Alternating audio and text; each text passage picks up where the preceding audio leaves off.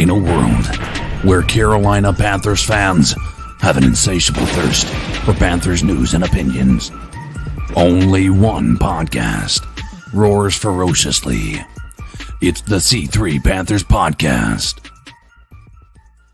What's the deal, Panther fans? It's your boy, Tony Dunn, the professor, here again on a Tuesday night talking the Carolina Panthers from latest news and opinions from the fan perspective. I do it each and every week with my homeboys. What's up, Cody Lashney? How are you? Tony Dunn, I'm good, man. Listen, this is probably as far as news is concerned, it's the doldrums. There's not really much to talk about. We're kind of having to scour the deepest recesses of Panthers Twitter and news to find something to build the show tonight. But even in spite of that, there's nowhere I'd rather be on a Tuesday night than sitting here chilling with my boys, Tony and CK, hanging out with the best damn Panther fans and all of YouTube. You already know them and love them, Tony. It's our man Adam Sanders, our man Drew. What's up, Drew?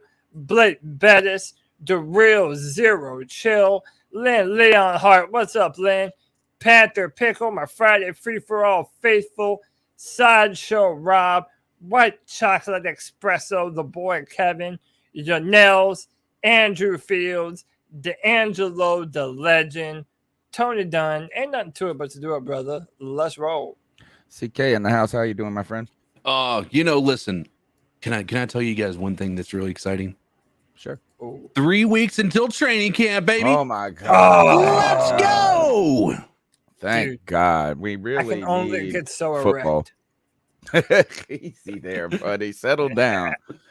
I can't. Is that we do really need some football in our lives.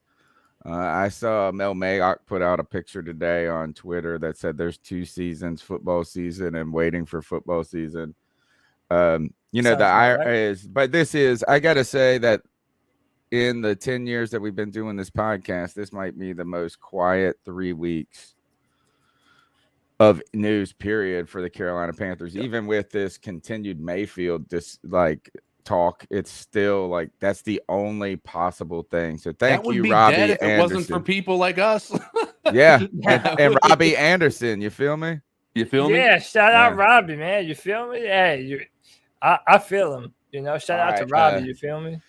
We're going to get into tonight. Tonight's show is You Feel Me, where we're going to be kind of sifting through the doldrums of this lack of news cycle. We'll do some fun things like we did in the past week. We built last year we built an offensive squad, right? Last week we built an offensive squad. This week we'll be building a defensive squad. We got $15 to spend, and who I'm spending my first $5 on. You know that. But so we got that. I want to talk about wide receiver. For some reason, wide receiver is sexy. It's a sexy position. So we'll go through and try to rank or try to figure out who's got the best wide receiver groups in the NFL.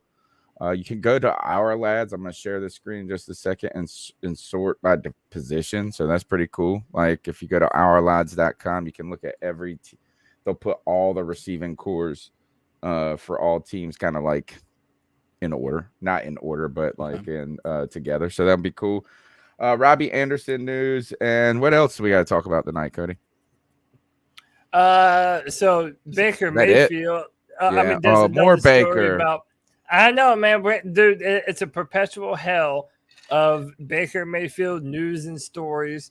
But we do have a story about Baker Mayfield urged to avoid the Panthers' hornet's nest in potential trade. And I think this just adds to that whole discussion that we've known for a while. And the Carolina Panthers are no one's first stop. It's on the top of no one's list. If you're making a choice, you're not necessarily choosing to come to the Carolina Panthers because of all of the chaos that's been surrounding this football team in the past couple of years. Not only with the coaches, but now you have everything with David Tepper and this Rock Hill fiasco. That's a weird thing. All the things, with us wanting Deshaun Watson, not being able to land him, and having one of the worst quarterbacks in the NFL penciled in to be your starter. It's like there's a reason why we're the butt of jokes when it comes to the quarterback position. I tell you, if you look at what this just tells us, this article alone is the epitome of they don't have anything to talk about either. We already talked about this last week, and that is was Carolina the worst destination for Mayfield? And there's an argument to be made that it's not. The continued problem, though, will be surrounding the uncertainty of the head coach with Matt Rule. So we'll get into that. We want to get your calls in. The number's 252-228-5098. That's 252-228-5098. I was thinking about this. Well, first, we ask everybody to support the show by subbing up, hitting the thumbs up button, the like button. You can also, if you find it kind enough in your heart to donate, you can find ways to donate both scrolling across the bottom directly to us or using the super chat. And I was thinking we got some plans on maybe doing some things with the Patreon this coming year with the I thought CK gave a good idea about potentially Patreon getting first dibs on the call line. How about this is maybe we could pilot something like if you super chat, we'll move your call up, and there's no minimum for that. Just any donation could be considered cause to move up the call line. But still, this isn't that's the only time we're going to mention it in the show. And we want to get in and talk some football. So let's do it. You feel me? You feel me? All right. I guess we got to start with it. Robbie Anderson. Yep. I know you got the video. Let's see. It's like Robbie Anderson is waging. Robbie Anderson's sensitive right now. And here, let's set it up a little bit. All right. Let's set up this discussion about what's been going on with Robbie Anderson. Is that Robbie comes here 2 years ago when Matt Rule comes in. It's a kind of a free agent. Well, it's not it's a free agent acquisition. He had an opportunity to stay with the Jets. I think the Panthers were able to, or I guess it seemed like he picked the Carolina Panthers, maybe because of that relationship with Matt Rule. Matt Rule was his coach in Temple and kind of went to bat for him to get him, keep him eligible to play or bring him back. Robbie Anderson comes in and you expect him to be kind of a Deshaun Jackson type player, right? That was kind of a lot what he was with the Jets, and that is a home run hitter, stretch the field. You expect his stat line on a great game to be something like, or at least I was forecasting his stat line to be like 3 catches, 86 yards and a touchdown, so like one really big play and then a couple of 12-yard catches. That then Robbie Anderson comes in Joe Brady's first year of an offensive coordinator, and when all the things, we were so happy, guys. We were so excited in that first season because you bring in Teddy Bridgewater. We weren't excited about that, but at the same time, you had 2,000-yard receivers. Robbie Anderson did not have any big plays. He had one big play in the beginning of the year, and then he became a possession receiver. Hit 1,000 yards, right? Put up a decent amount of touchdowns, I think, or had a few touchdowns. He's had 8 as a Carolina Panther, I believe. Then last year, the first few weeks, the dropsies, right? Yeah, the first few weeks were tough for Robbie Anderson. Frustration set in. There's a popular video of him yelling on the sideline at Sam Darnold in frustration. And then he kind of becomes going from a fan favorite of what's that bear doing to what's that idiot doing, right? A lot of fans are now sniping at him. Trade him. And he's become kind of, I won't say a punching bag, but a lot of fans have veered a different or changed their perspective on Robbie Anderson. And Robbie Anderson is listening, folks. He is listening. Oh, we forgot to mention there was a slight holdout. Not holdout, but, kind of some tough negotiating last offseason after that 1,000-yard season, and he gets and secures. He secured the bag. He got a 3-year deal, very reputable money. And then as soon as we paid that, people were like, overpay. You get the overpay crowd. A lot of people were really disappointed when we signed him, but we felt like it was kind of unnecessary. A They lot of want to people do thought DJ first. yeah, people thought it should have been for DJ. Yeah, a lot of different takes to be had around this, but let's just let's play the video. You feel me? Well, today he hit Instagram. I believe it was from today. Yeah, he hit up the IG live, and he wanted to make sure y'all could feel him. And for all you motherfuckers sleeping Language warning, by the way, as if you didn't already know that coming to this show. on me, on me. You feel me? I'm gonna show y'all that the last time y'all count me out, cause y'all know how I'm stepping, y'all know how I'm rocking. You feel me? Straight up. Ain't playing, and that's what it is. All that little, you feel me? Nonsense and all that little BS can't stop me. Won't stop me. Never did, never will. You feel me? I came in this bitch with nothing. You feel me?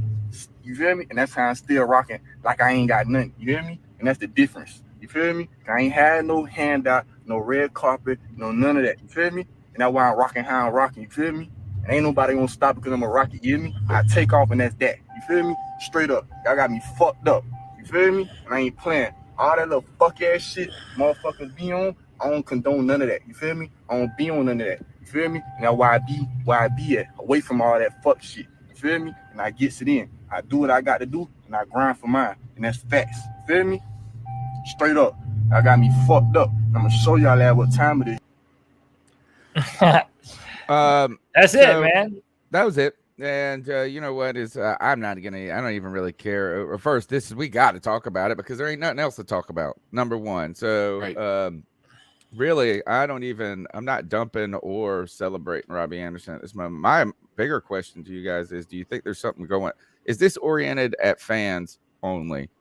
Right? Is this the fans have been a little hard on him on social media, or in that case, you see people look even in the chat. Somebody goes, he needs to learn how to catch. Then you got, is this directed at fans, or is there also noise maybe in the Panthers building? I mean, I know this is all speculation, but what do you guys think? I mean, it's really hard to kind of, we know that Robbie Anderson, here's what people say about him on Twitter. We know that. He is on Twitter. And to be honest, Robbie Anderson in recent years has become a de facto voice of many in Panthers Twitter. Man, him coming out so vehemently against Baker Mayfield, a lot of people love that, especially if you're in our camp, not wanting to trade more assets for Baker.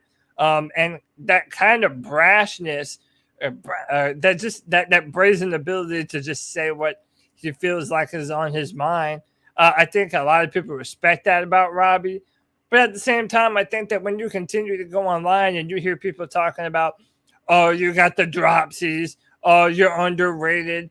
By Overpaid. The way, overpaid. Even someone like me, man, like when I'm going on Twitter and I'm getting into these giant debates with guys from the 4-man rush about Ted Ginn Jr. and Robbie Anderson and who's better. Like, even something like that, as innocuous as it is, players see shit like that. And I wouldn't doubt it if those are part of the things that has him feeling some type of way. If he's a dog, he's allowed to feel slept on and feel like he's being underappreciated and feeling like he has something to prove. And to be honest, I think our entire team needs a little bit of that energy that Robbie is feeling. Now, again, he's he speaks from his heart. He says it very real, very to the point. Straight through the bullshit. And it might not be how someone would train you to speak to the media or to your Twitter followers. It's authentic and it's real. And I feel like Robbie Anderson has kind of been something of a beacon of our frustration, because Panther fans feel like we do have so much talent on this football team, yet it continues to be underutilized and underserviced. And I kind of think this is Robbie, lashing out at all of those things that are being pointed at him, be it fair or unfair. I worry, though, because of how much it seems to impact him, the outside noise. Like, I know we're only human, and I'd be foolish to believe that any human being has the ability just to not exist in that mindset of like, I don't care what anybody says. Like, it's no matter what, we care, right? But Robbie seems overly impacted by things that he can't control, right? And when I look at that from the outside, do I think he's going to shit the bed? I don't know. Maybe it's not. I don't think that he's a bad player because of that. I think he is a distraction all of a sudden. And I think that becomes a bigger issue. Now, his answer to why he was so vehemently against Baker was actually probably a brilliant one. He's like, I'm protecting my quarterback, right? Which I think we all can kind of respect and get behind, that he wants to be like, I mean, if he was like, yeah, let's go get Baker. I mean, that would be a distraction, right? That'd be even more of a distraction, and a bigger distraction, not just for him, but for Sam Darnold as being the guy, right? That we have. I think he's answered a lot of the questions the right way. I'm very much concerned about how easy it is for him to kind of get riled up by these things that he can't control. Right. Look, these things are, a lot of things in life can be your best assets and your biggest weaknesses, right? Like it's kind of like that's the reason the Greek tragedy is such a powerful story arc, is because this greatest strength of the character or the protagonist is ultimately their undoing in the end, right? Right. So being emotional can put you in tune in some ways. It can make you get you up in moments. It can motivate you to go out there and play well and play with a chip on your shoulder and things like this. And at the same time, it's like when that emotion takes over, then it can also be problematic. And this always, the one thing about this is like, this is what this show is for us to talk about stuff like this. And I know like people could get upset that like, oh man, you shouldn't talk about small stuff like this, but that conversation actually is what makes the NFL the biggest business in the damn world. It seems like, right, that we will even care about all of this. But what's funny is there's really no answer to this. It's like, if he's a robot, people are gonna be like, oh, you said here. Let me put it this way: is that I always say, like, we always want to get to know players, like get to know them as people and persons, and to see their true selves and their emotion.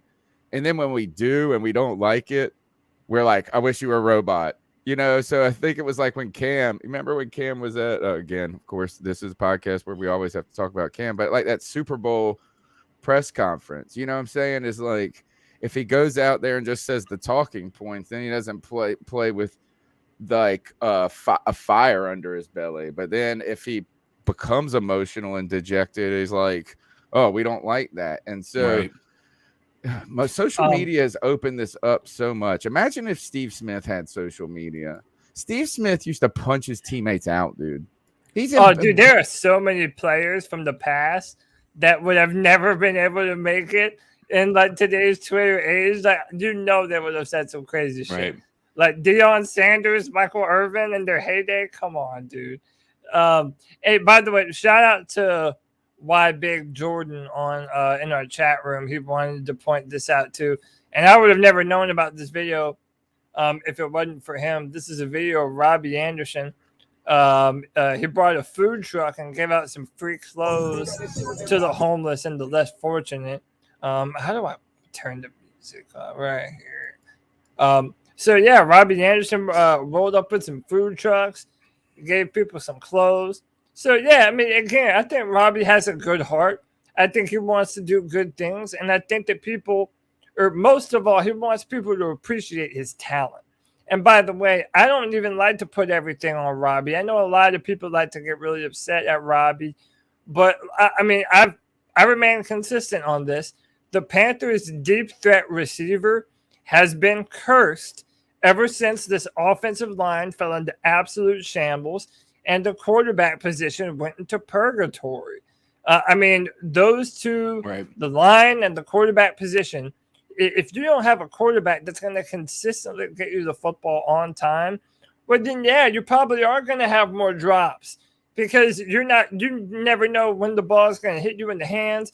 There's a timing and a rhythm thing that goes along with all of this. And it's just, I understand why Robbie feels like he hasn't, that he's being slept on, that he hasn't had an opportunity to really show what he's capable of but doing. I don't think he really has been slept on. It's like this is the only thing right now is that players are going to have to recognize that, like, when the team stinks, it doesn't matter what, nobody's going to get accolades, right? And the team has stunk for the last 5 years. And so who is it? Like, we can only celebrate so many people so much. And to be honest, Robbie Anderson came in here, secured, is a starting wide receiver, and has gotten paid. So, like, that's the thing is, like, really, what's the dumping on? Is that, like, you're not being dumped on, you're not being cut, you're not being, I think, but it's piling on, right? Is that frustration is building, right? And it's not just with Robbie Anderson, it's with the fan base, it's with the team, it's with Matt Rule, probably, it's with David Tepper, and this is just one example of that bubbling out. I think it's I want to be cautious too, as I know that, like, when saying, look, it's just because Robbie Anderson, I won't say he's the most eloquent speaker, right? It's a very, very polite way of saying that. Yeah, but sometimes, like, well, you know what? We don't pay him to be a speaker. We pay him to run a 4-3 and is like, so if he, like, I'm not turned off by the language or the delivery as much as maybe some people are, but it is, you feel me? So I feel you, and I feel Robbie Anderson, man. It's like, by the way, everyone needs to have this very same chip on our shoulder on the football team. Like, literally everyone. I was saying this before the start of the last year, Tony, and here I am again, another year later, saying the same shit. Everyone on our team has something to prove. Yeah. Literally everyone. There isn't a single player or a coach on this team that you could mention that doesn't have something to prove. And I like that, man. And by the way, if it takes people on Twitter being a little bit unfair to Robbie Anderson to bring out that dog in him, to make him go on Instagram and say, man, fuck y'all. Wait until y'all see the shit that I'm about to do this year. Then, hey, I like it, man. Maybe everything is in order. Maybe everything's right on time. I kind of feel like everyone needs this energy. This needs to be pervasive throughout the Panthers organization. I don't think this is just fans. I don't think it's just fans. Right. I think it is like a media coverage angle too. Is like, so look, is somebody, and the thing that made me think about this is somebody said, I'm so ready to see Marshall, right? Terrace Marshall. And what is it? Is like now that the Panthers.com has the Terrace Marshall ready to take a big step story out. And then every single blog and from ESPN to Cat Crave is going to run an article on it's Terrace Marshall's time to come into his own. You see Robbie Anderson being implicated in storylines that he's frustrated with the team, that he's frustrated with the quarterback situation, and even continue to be linked in potential trade talks for a Sam Darnold.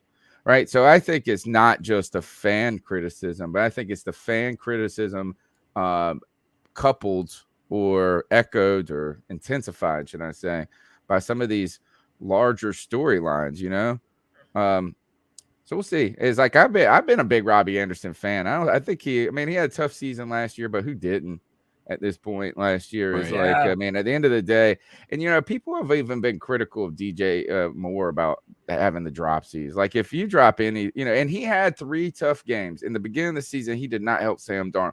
It got to the point when they brought in PJ Walker and PJ completed his first pass. I was like, man, I think he just needs a black quarterback throwing to him. He got 1,000 yards with Teddy.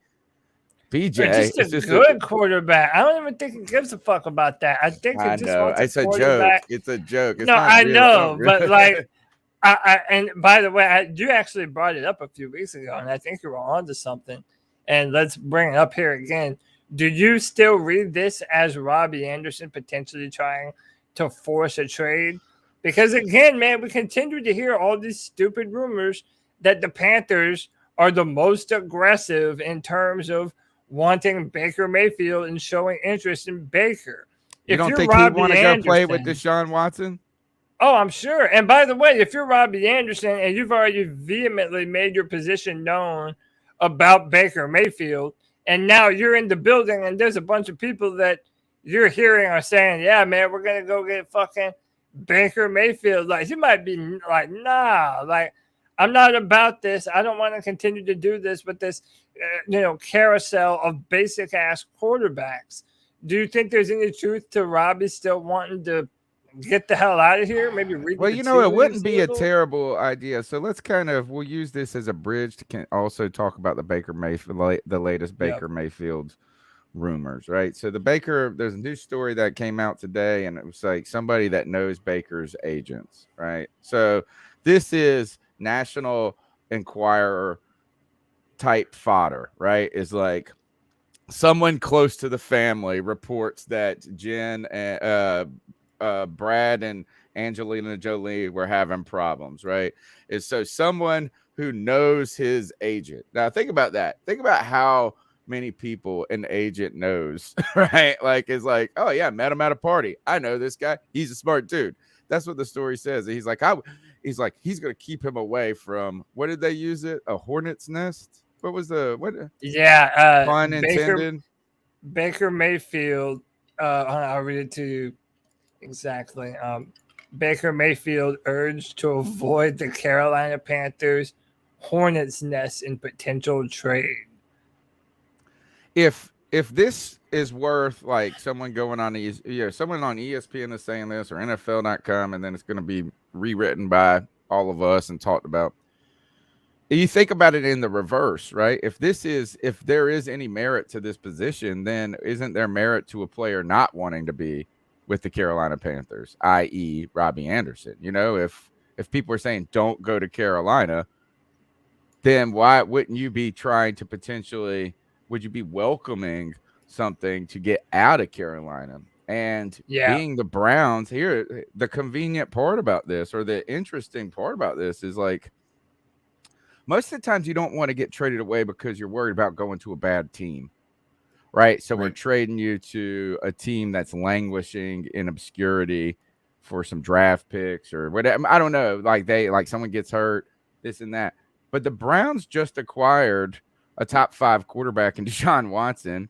Depending on, the only kind of scary part of the situation is, I guess you go there and then you have to be behind Kobe Tyrod Brissett. Taylor. Yeah, that's what it is, Jacoby Brissett.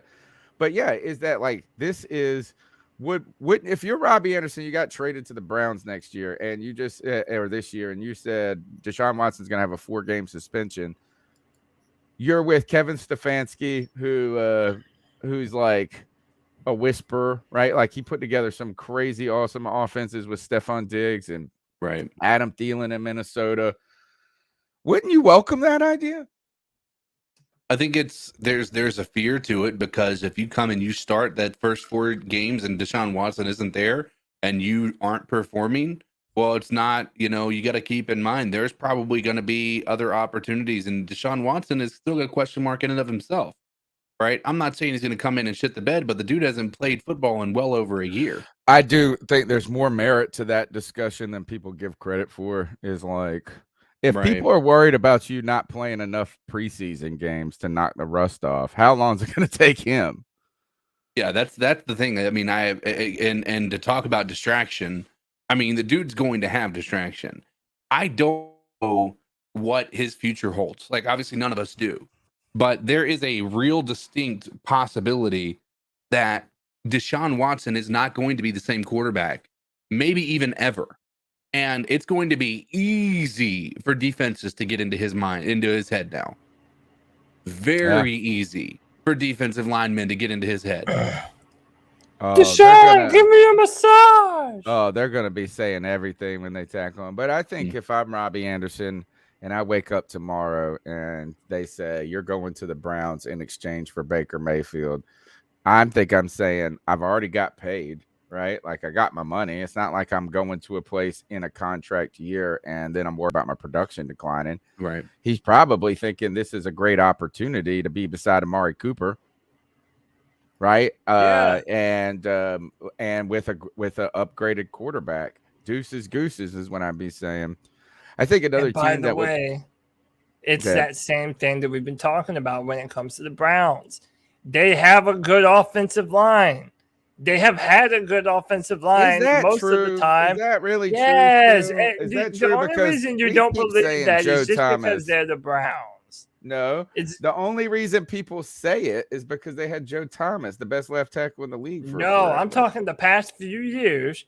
They have had 3 offensive linemen get paid, and they also had a big time draft pick in Jedrick Wills out of Alabama. So yeah, they have invested on that offensive line, and it has been good for Baker for a long time. That's why for the past 2 years in a row, they've had the Browns as a Super Bowl contender. It was all dependent upon Baker Mayfield, and again, didn't get it done. So, I think that Robbie Anderson probably looks at all that and goes, "Yeah, man. Either way, I love it, man. If the Panthers are going to trade and get something for Robbie, then at least we're going to get something for him. If not, the man's got a chip on his shoulder bigger than he's apparently ever had, and I think that benefits us." Tony, to kind of transition to this Baker Mayfield story. So essentially, what was said, this is from Mike Sando of The Athletic on a recent podcast. He said, "I happen to think Carolina is not a good fit for him. And I know Baker's agents well. They're very competent people. They're good people. They understand it too. I think Carolina's a hornet's nest because I think their coach is under the gun. I think everybody's under the gun. They've got an owner who's ready to press the button any day now on a reset. And if I'm Baker, that can be messy and ugly.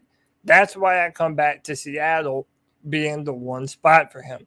And that makes sense to me. And by the way, if you're Baker Mayfield, that makes sense. There's so much uncertainty around the Panthers because of Matt Rule and David Tepper deciding to keep him in spite of 2 back-to-back 5-win seasons. This, at least Pete Carroll has won a Super Bowl and been to another one. Right. Matt Rule has never had a winning season in the NFL. So true. Like, I mean, but there's some things to think about with that. One is Pete Carroll is, how old is Pete Carroll? He's like Pete Carroll might be. He's born in 1951. So what is that? He's 73 years old. Yeah, he's the oldest coach in the NFL. Is that the writing? The time for Pete Carroll might be limited in itself. So I don't necessarily go, oh well, they're so secure. Now I mean I understand. I'm not trying to undermine the claim that it's Matt Rule is a dumpster fire, waiting to be fired kind of moment. Like that's all clear, but I just don't necessarily know if Seattle is this bastion of security at the moment. Sure. Right.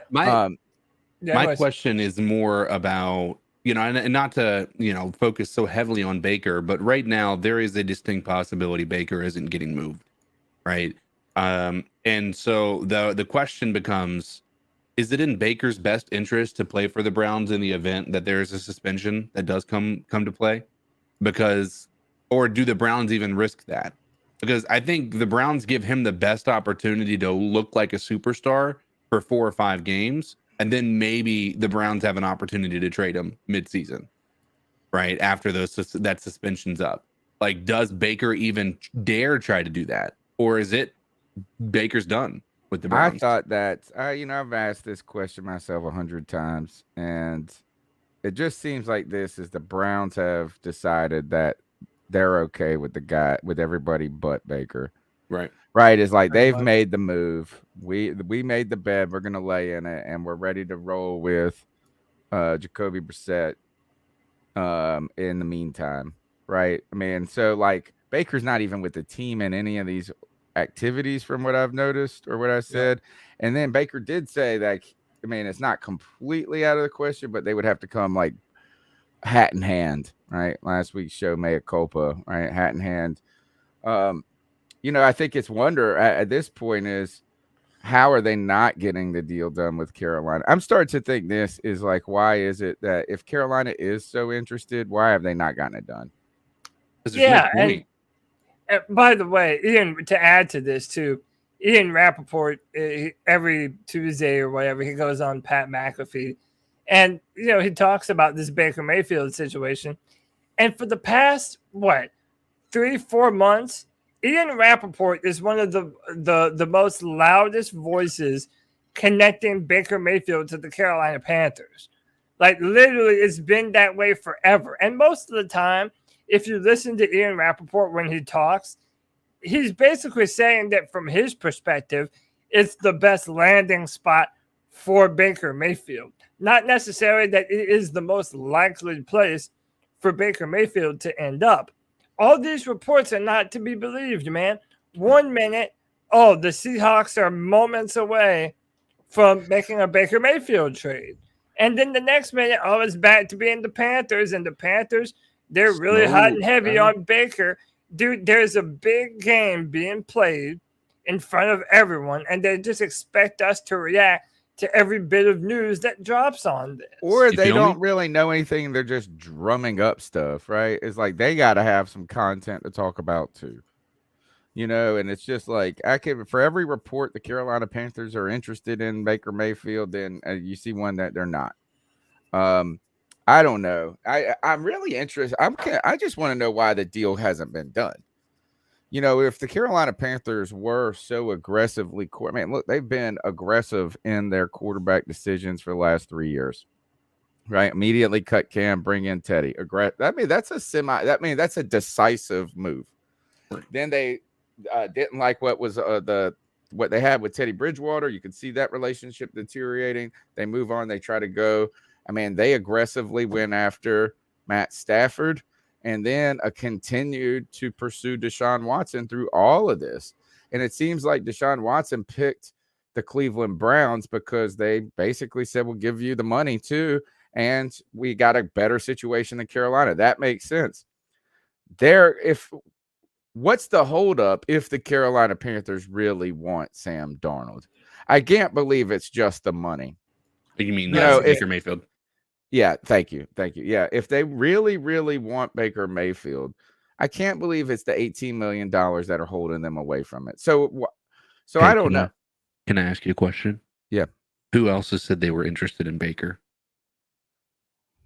I guess just Seattle, maybe? Nobody? Would that not cause you as an organization to maybe pause for a moment before doing anything to get rid of assets and cap space to take on a salary of a guy who hasn't really proven beyond being on a good team? Again, what I don't want the Carolina Panthers to continually be is a reason a quarterback fails, right? Like there's going to be an argument after Sam Darnold, if he fails again this year, if Matt Corral doesn't work out, like there's going to be an argument that Carolina is where quarterbacks go to die, right? Well, I think there's already an argument for that right now. Sure. Right. And so I'm tired of that being a part of the narrative, and I'm ready for us to be able to get somebody in. And honestly, Baker Mayfield is a big risk on our team. Not just because I don't think he can do well, because he's possibly able to be a Case Keenum type of player who's able to come out there and perform perform well, but not to an extent to where he's going to take you all the way to the Super Bowl and win it.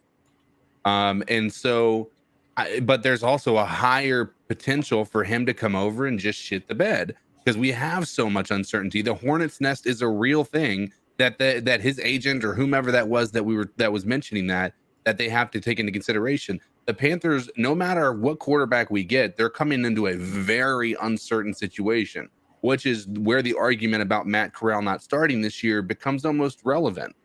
Do we want him to start in the middle of a hornet's nest, or do we want him to start fresh with a new regime if we end up, in fact, having one by the beginning of next year? And I, for one, would rather see him start for a new regime as opposed to be in any way connected to this one. And that is relevant. Okay.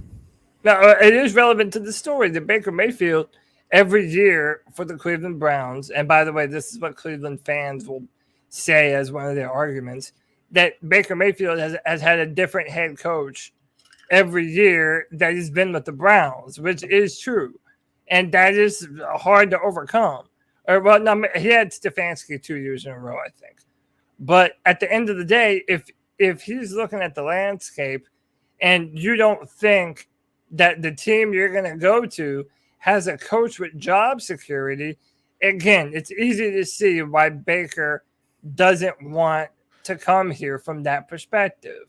What do you think the benefit for the so we continue to look at this from two perspectives, really. We look at this from the Panthers perspective, which the one we're most familiar with. Then we try to think of what Baker is thinking and going through. What do you think the game plan for the Seahawks is, though? All right, so the Seahawks just did a brazen move and traded away a star quarterback, an elite quarterback, I would say a top 5 quarterback in the league. How about easily the best quarterback in their history? Yes. And I really think a top 5 quarterback in the league right now. There's an argument. Maybe he's like on that bubble. I'm not mad at that assessment. The age with, and he's only 33, not only, but 33, 34. So he's in the back end. They go out there and they get a couple of players, right? And Seattle received Drew Lock, Shelby Harris, and Noah Fant, but they got Denver's 20, 22, and 2023 first round picks. Their 20, 22, and 23 second round picks, and their 2022 fifth round pick. So, like, I wonder what's the hold up, like, what's the or what is their game plan, right? Is this like a rebuild, like as in we're going to be able to go and pursue a top level talent in the draft in the future when you got all that, right? So we're going to go in this next quarterback class and go after one of these guys that everybody likes to link to the Panthers in the future. And is that then you've got, I think Drew Lock was in the same was he in the same class as Baker and Sam Darnold? Drew Lock is he in his came fifth out year? Drew Lock came out, I believe, in 2000, and it's the same year Kyler Murray came out, I think, 2019. I'll look it up. But I guess how would Baker fit into whatever build they're trying to make, right? Are you trying to get through, and you say, hey, we got enough draft picks? Yeah, 2019 draft. So 19, 20, 21, 22. So they get him for this year, and then they get a 5th-year option. I mean, was he a first-round pick? No, it was a second round. Oh, okay. So they don't get a 5th-year option on that. So he's in the final year of his contract, right? So what are you going to do? You're going to bring in 2 quarterbacks that are just in the final year of their contract? I don't even know how Baker really helps their situation all that much. Yeah, I mean, he's in a shit situation. Like Baker Mayfield. And that's another thing that people fight with me online about. Like, I just don't believe that you're going to get Baker Mayfield to be a bridge quarterback for 1 year. I think if you're going to convince Baker Mayfield to come to Carolina, especially knowing that he's already put you in the friend zone, that he don't even like you like that, I mean, I think you're going to have to pay him at least a 2 or 3 year contract. And again, man, I'm on. Is he going to sit out? Train. Is he going to sit out? I don't know, man. I find it hard to believe that if the Panthers are going to trade more assets to get another quarterback that wasn't on your team the year before for a 3rd year in a row, then they envision this guy to be the potential starting quarterback for the foreseeable future. All right, enough of the Mayfield talk. What's next? Is there anything else? You ready to do a $15 fucking Panthers defense? You want to do the rank actually this will be fun. Let's do the wide receiver rankings. All right. Let's go through. I'm gonna pull them up real quick. Go ahead and shame him up while I do that. Yeah, I mean, we it's a Tuesday night. We're out here as we always are every Tuesday night. Got a good number of people watching us, and when you have as many viewers as we have right now, and there's no news to talk about, they're not here to talk about the Panthers. They're here to get shamed. Talk to them, Big Papa. Oh, well, good evening. Welcome in to the C3 Panthers podcast 3 weeks before training camp kicks off. That's exciting to hear. But it's also super boring to find out there is literally no news about the Carolina Panthers. But you show up every Tuesday night, 9 o'clock on the nose. You come in and you say, hey, what's up? Fuck Sam Darnold. Screw Baker Mayfield. Massage Deshaun Watson. Whatever it is. But you haven't hit that like button yet. I have one thing to say to all you kinky motherfuckers. Subscriber shame. Subscriber shame. 100 strong viewers. 46 thumbs up. Hit that like button. Hit that subscribe. Hit that notification bell for every single time the C3 Panther podcast goes live, giving you this Panther content. We do it for y'all. Listen, man, we're trying to get to 4,000 subscribers before the start of the season. We need your help to do so. Be a friend. Tell a friend. Let people know that you listen to the dopest Panther podcast that there is. We've got a real fan community that anyone can be a part of. Let people know. Help us get to 4,000 subscribers. Much love. Please and thanks. Tony Dunn. What we got next? All right, let's rank. This is how we're gonna figure out what our top. We're gonna do the top 8 receiving cores in the NFL, and this is how we're gonna do it. We're gonna go through each division real quick and rank each division 1, 2, 3, 4, and then we'll take the number 1 from each division, and we'll try to figure out if we can get 8 out of that 1 and 2, and see if we can start comparing that way. All right, so AFC North right here is obviously the teams are Buffalo, Miami, the Patriots, and the Jets. And I think strangely, you're going to be probably, this is a hot take right here. Gosh, all right. So for me, my personal rankings here to me is Miami's got the best one, right? You add Tyreek Hill with Jalen Waddle. There we go. Boom. You also have Devontae Parker that's been shipped up to the Patriots. Jacoby Myers is nobody. If you look at the only Stephon Diggs, really, Jamison Crowder has always been a good slot receiver for the Buffalo Bills. I wonder, is this a hot take to say that the Jets actually have a better receiving core than the Bills? Is Stephon Diggs alone enough? And Jamison Crowder, I don't know enough about Gabriel Davis. I actually feel like he was pretty good last year. Well, you remember Gabriel Davis in that AFC champion? No, it wasn't the AFC championship because that was the Bengals and the Chiefs. In the divisional round, Gabriel Davis had 5 touchdowns. Oh yeah, okay. He accounted for every touchdown during that game. And by the way, a couple of those plays, my man was wide open. So do you think, is there an argument where Buffalo then is better than Miami? I'm going Miami, Buffalo then, and then Jet. I would still say Buffalo by a hair, just because Jalen Waddle is still young, and I feel like he's still an unproven player. Yeah. He may have had some. They got Tyreek. Yeah, I'm saying, but if you consider so again, Cedric Wilson, he's a good player too, but I mean, just looking at, you have Stephon Diggs. I think Stephon Diggs, he's up there as the best receiver in the NFL. I don't know if he's the best receiver, but he's definitely up there. And I think Gabriel Davis is a proven commodity. I do think the Miami roster has potential to be much more explosive. Yeah. But right now, if I'm picking, I'm probably still picking Buffalo right now. All right, you're the tiebreaker then, CK, because I got Miami ahead of Buffalo. Cody's got Buffalo ahead of Miami. You pick it, and we'll put them in that order. Jalen Waddle had 1,000 yards in his rookie year, 104 catches, by the way. I think he's Yeah, I mean, but Stephon Diggs is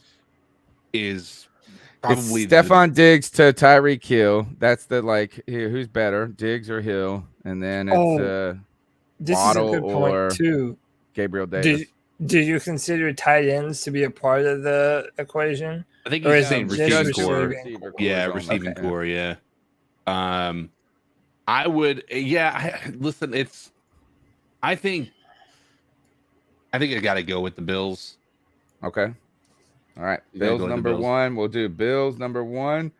Miami number 2. I think Miami might still make potentially a top 10 appearance. All right, let's go to the AFC North. This is the easiest one out of anything on the face of the planet. I mean, wait, I said the AFC North last time. It was the AFC East. Now we're in the North. So the North, I mean, I think this is a clear consensus. The Bengals, right? Yeah, Bengals all the way across the board. Yeah. Bengals. Ooh, what do you think next?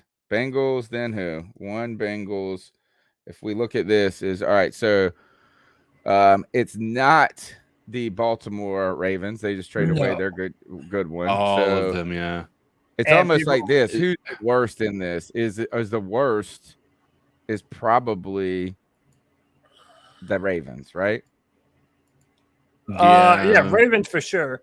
Yeah. Because people were, even though they had a great draft this year, people were knocking them because not only did they trade away Hollywood Brown, but they really didn't add anyone back to that receiving core. So, yeah, so people have been kind of critical of them for Lamar Jackson. He's looking to have a big year this year.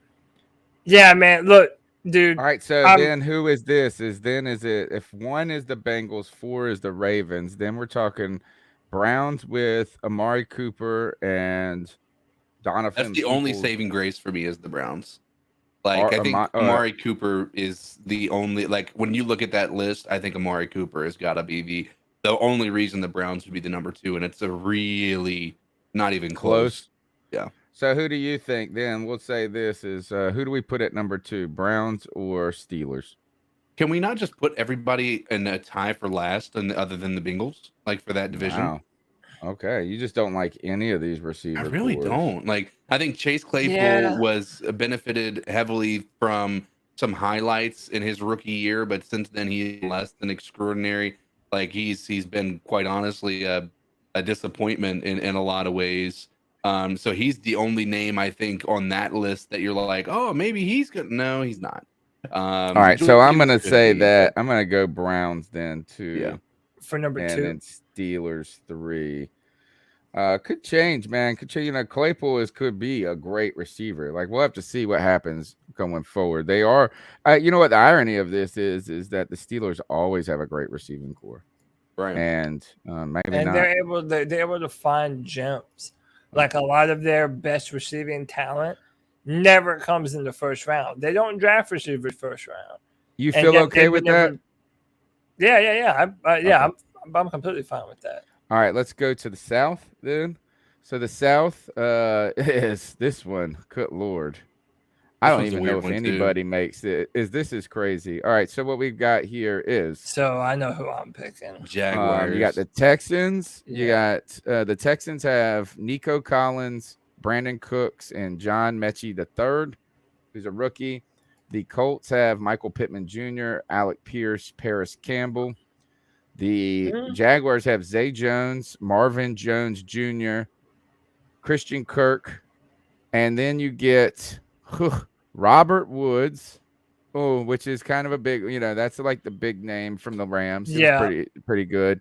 And then Nick Akeem Wisp, I don't know this guy, and Traylon Burks. So Cody, you take over. Tell me what you think. 1, 2, 3, and 4. Right now, the Jaguars have the most expensive receiving core in the NFL because of the money that they paid to Christian Kirk. They paid him a boatload of cash. They gave Zay Jones some good money too. So just narrowly, I would say the Jaguars. Number 2, I'm taking the Colts. I think Michael Pittman Really? and Paris Campbell are really good receivers. And yeah, I honestly think Matt Ryan is probably going to make good use of those dudes too. Right. But the then, argument. Oh, sorry. Go yep. ahead. No, go ahead. I would say the argument with the Colts, though, is they haven't had that, right? They haven't had a quarterback to prove that these guys are good wide receivers.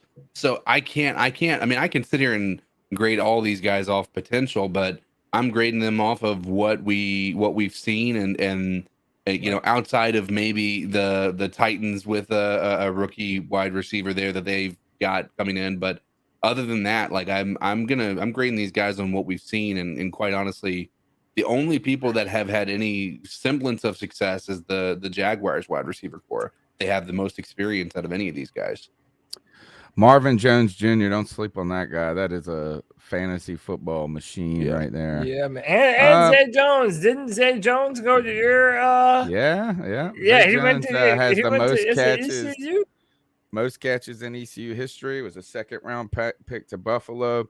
They were picked. He was picked like at the very top of the second round. They had very high expectations with him and Josh Allen. You remember he had that crazy moment where he got I think he said the bath salts or something like that. Or got naked and tried to punch through a window in Vegas or some shit. Yeah. Like that. So he though has had a rejuvenation story. The only thing about this that's funny about their group is they have 3 number 2s.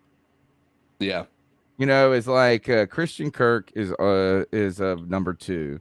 Marvin Jones Jr. is a great number 2, or he's a good number 2. Didn't pay him like a number 2. Zay Jones, number 2, and they paid him pretty good money. Well, they had it, right? I think this is right now. I'm gonna say I think I feel okay with. I think it might be a little disrespectful to the Colts receivers.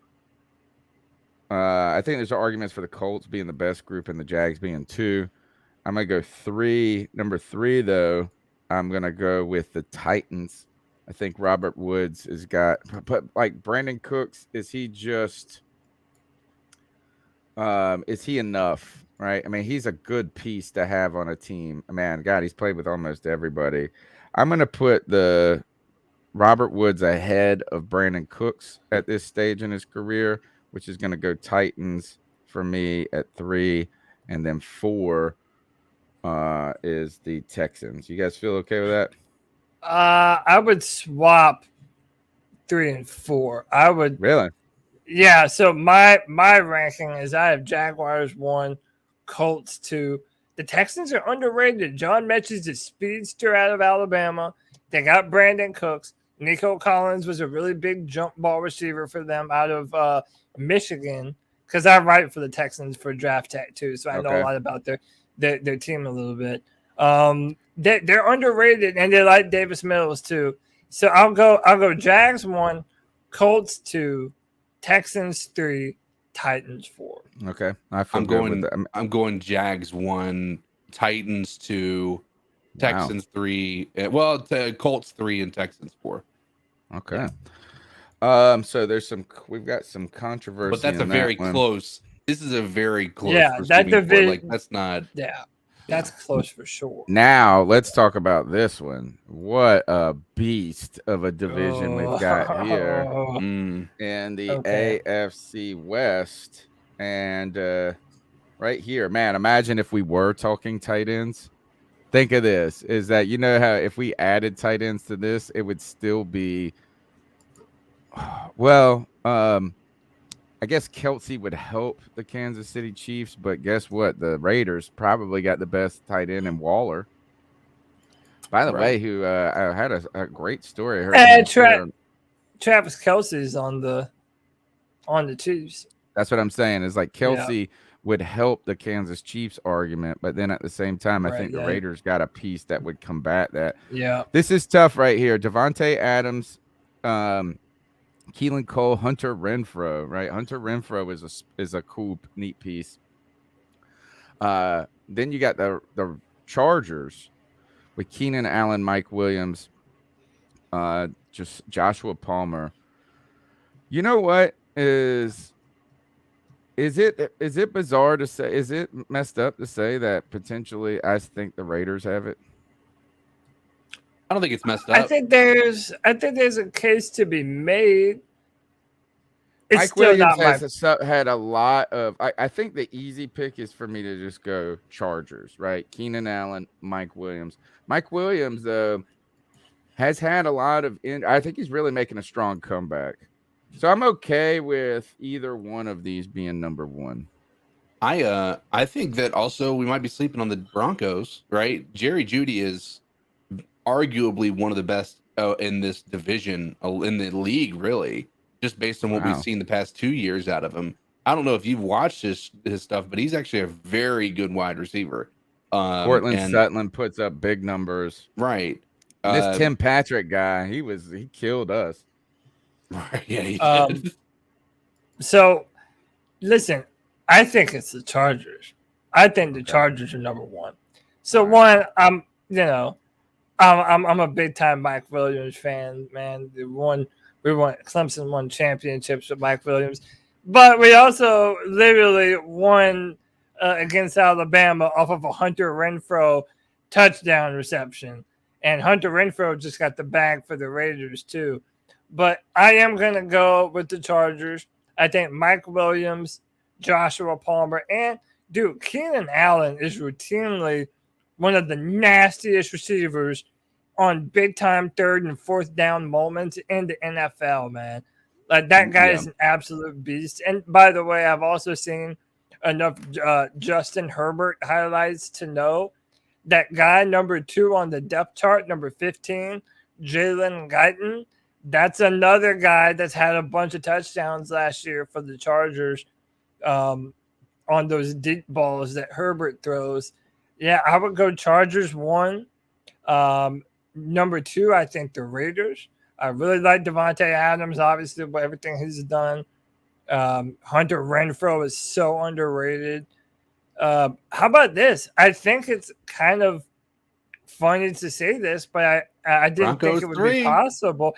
Yeah, I think the Broncos are number 3, and I actually think the Chiefs are at the bottom here in terms of pure receiving core, man. I agree. Listen, I don't know what you think of Juju Smith-Schuster. It's Not kind of like much. you were saying. Yeah, it's like whatever you were saying with the Titans earlier, Tony. It's like none of these guys are number 1 wide receivers. Valdez, Scantling. Cole Hardman is a burner. They're hoping that he can be their knockoff Tyreek Hill. I don't know if that's actually going to work or not. Yeah, man. I think Chargers 1, Raiders 2, Broncos number 3, and Chiefs number 4. See, I'm okay with it. I kind of like the Raiders because I think Devontae Adams is the best receiver in the NFL. Like I think he's the number 1 for me. Like that's the guy. But Keenan Allen, by the way, has had 5 1,000-yard seasons. Rookie year in 2013. Then he had one in 2017, 2018, 2019. Missed it by 8 yards in 2020 with only playing starting 13 games. Back at it with Justin Herbert in 2021 with 106 catches. All right, so I'm okay. We'll go Chargers, Raiders, Broncos, Chiefs. All right, next on the list is now I think that moves us to the NFC. Yep. Let's go with, we'll start with the East.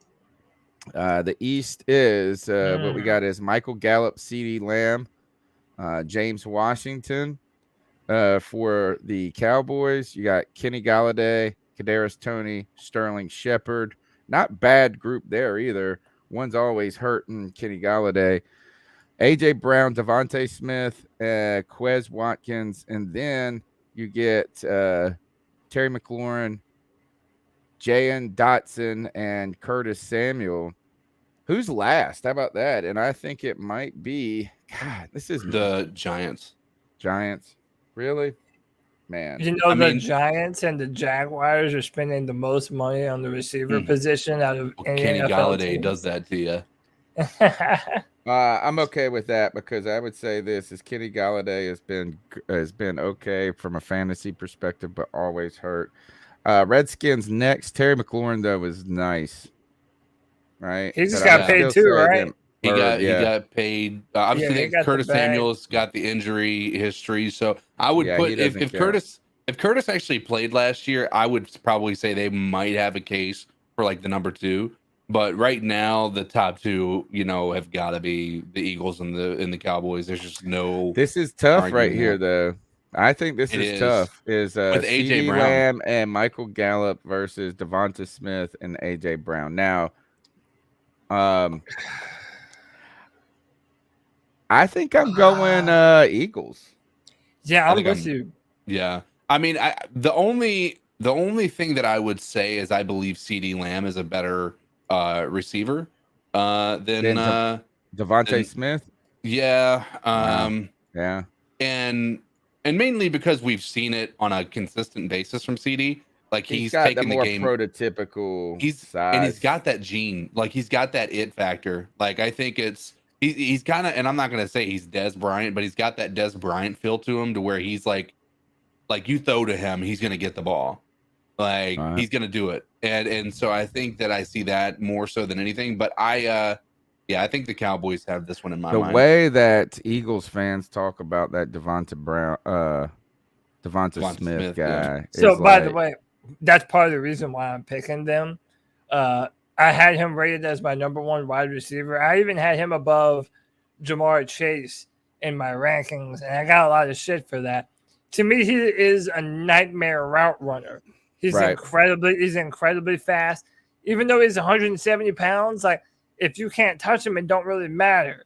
He's an absolute burner. And when you factor in on top, scroll back up, Tony. They just went and got AJ Brown to be a part of that as well. Quez Watkins, I'm not entirely sure. I don't know much about him. Jalen Reagor at one time was a first-round pick as well. Another speedster, another burner. I think low-key that Philadelphia team is looking good. If Jalen Hurts can take the next step, that might be a squad. That's kind of the hard part about it is like these are pretty close. And I think like CeeDee Lamb and Devonta Smith, you could coin, and Terry McLaurin, to be honest, you can coin flip all these guys as like a top talent on that squad. But then you think of the quarterback throwing to them, is that really maybe the Cowboys group gets a advantage because of Dez over that. I'm gonna stick with my Eagles, Cowboys, Commanders, Giants. I will go with that order. And then all right, so let's go to the NFC. I've got the same order. NFC North. This is a stinker. Nah, not totally. Well, kinda, yeah. The best receiver in the whole division is Adam Thielen. Oh no, Justin Jefferson. All right, so this is easy, actually. How about my boy Sammy? Minnesota. Tony, do you remember? And let me ask you this before we go. Do you remember before I came on this show full time, I would call into the cat calls line, and I would make the case to you and Mel that we had to get Sammy Watkins for Cam. You've always, dude. He was supposed to be the next Julio. Yeah, or like a Julio Odell blend. Yeah, and he was electric at Clemson.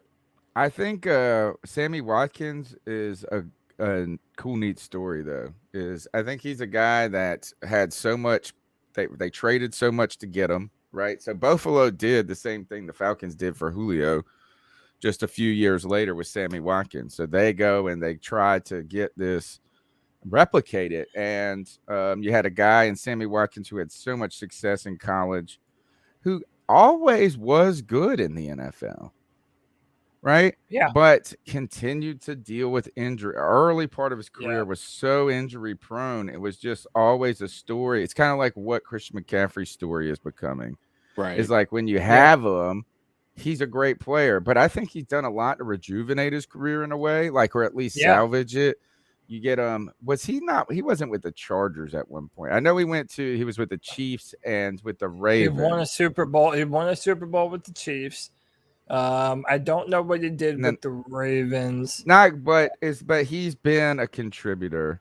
So I think that's it's kind of like Thomas The Davis Rams. story. He was with the Rams for a while too.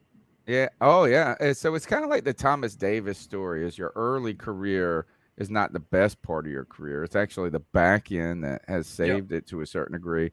But I'm going to go number one with the Vikings and Justin Jefferson and Adam Thielen. I thought Adam Thielen was done. I thought he was over the hill. Speaking of this, here's a neat name for you. Blake Prohl. Oh, Ricky Prohl's Prohl's son. kid, who also former ECU Pirate, left a year. Did not leave a year. Maybe he did leave a year early. Yeah, he did. He left a year early. Was not drafted, but as an undrafted signed free agent with them. And he talks.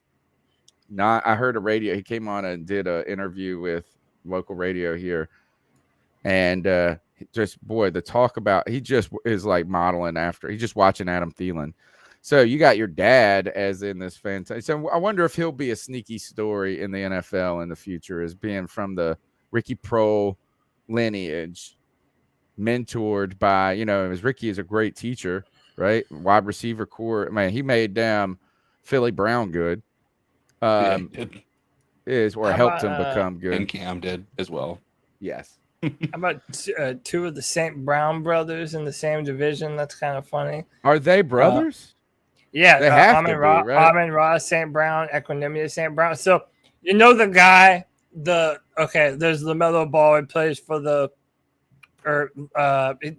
ball kid who plays for the Hornets. Yeah. His dad. What was his dad? That crazy dude, Lonzo Ball, I think. Yeah. Okay. Well, we know. Yeah. Okay. Well, these guys. He was a Carolina Panther at one point. Yeah, he was. But the St. Brown family, their dad is like the football version of Lonzo or of the ball guy. Dad. Yeah, he's like they have all been training since they were little kids to be football players. Yeah, I kind of like that list though. Who's number two? How about who's I would switch it up slightly. I know we haven't made a list. All I know is this is just the Vikings. I don't know anything. I guess you want to go Green Bay next because of Sammy Watkins only. Randall Cobb. I mean, come on, Alan Lazard. Okay, that's Cobb enough. is But hold ancient, on, bro. But hold on. Okay, just like we were talking about Dak Prescott potentially giving that other squad a boost, I think you have to talk about the connection that Aaron Rodgers does have with Randall Cobb and Alan Lazard. Now you add Samuel Watkins on top of that. I would put Green Bay at number 2. Then I would just narrowly, and I'm talking just narrowly, I'd put the Lions above the Bears. I like DJ Shark. Yeah, me too. Shark. I thought he was going to be like great that. with Trevor Lions Lawrence and then Bears. Bears not looking great. Mooney, nah. the only person there. All right, so next is this, the NFC South. Tough one here, or not tough, is I think number one you go. I think you have to go. Tampa Bay. Tampa Bay with very little hesitation on that. Yeah, I mean, Chris Godwin has turned into a beast. Mike Evans has been a bastion of consistency, and then you get the quarterback. Now, here's the thing: is Michael Thomas and Jarvis Landry, DJ Moore and Robbie Anderson, Terrace Marshall Jr. being the third man. How is this Chris Olave rookie? Is he going to be? He was my favorite receiver of this draft class. He was with Ohio State. He torched Clemson 2 years ago with Justin Fields. Had like 3 or 4 touchdowns, something crazy like that. The dude's a beast. Okay, so we can obviously say Tampa Bay number 1. They deserve it. Yeah. Okay. Now I'm gonna get a little bit controversial. Wait, I know. Yeah, I know, right? Who would have ever thought? I'm putting Panthers number 2, dude. I do. I'm giving a big time fuck it, and it's all feelings, no facts. I feel like everybody else, outside people, non-fans would put the Saints above us because of Jarvis and Michael Thomas. Nah, dude. I'm taking DJ Moore, Robbie Anderson, and a second-year Terrace Marshall Jr. to be able to step up. And also, I'm also considering guys like Rashard Higgins, who I do think is going to play a big part on this team this year in certain packages, certain down and distances. And dude, I'm still I'm hesitant about the guy that we picked up out of South Carolina, man, Shi Smith. I know I'm the only one I feel like still believing that Shi Smith can be a good receiver for the Panthers, but I really do think that he can turn it on. I like the mix of established talent with underrated talent, with young talent to be able to step up and do some big things. So I'm saying Tampa 1. I'm saying Panthers 2. I'm saying New Orleans 3. And Falcons can fuck off for the rest of the time. I don't have a problem with that list. And I think I don't think it's just a feelings over facts thing. I think one, Michael Thomas is first. We really don't even know what Michael Thomas is right now. He's been missing, right? He didn't even play was it last year he didn't play at all? Yeah. Thomas, right, you mean? Yeah.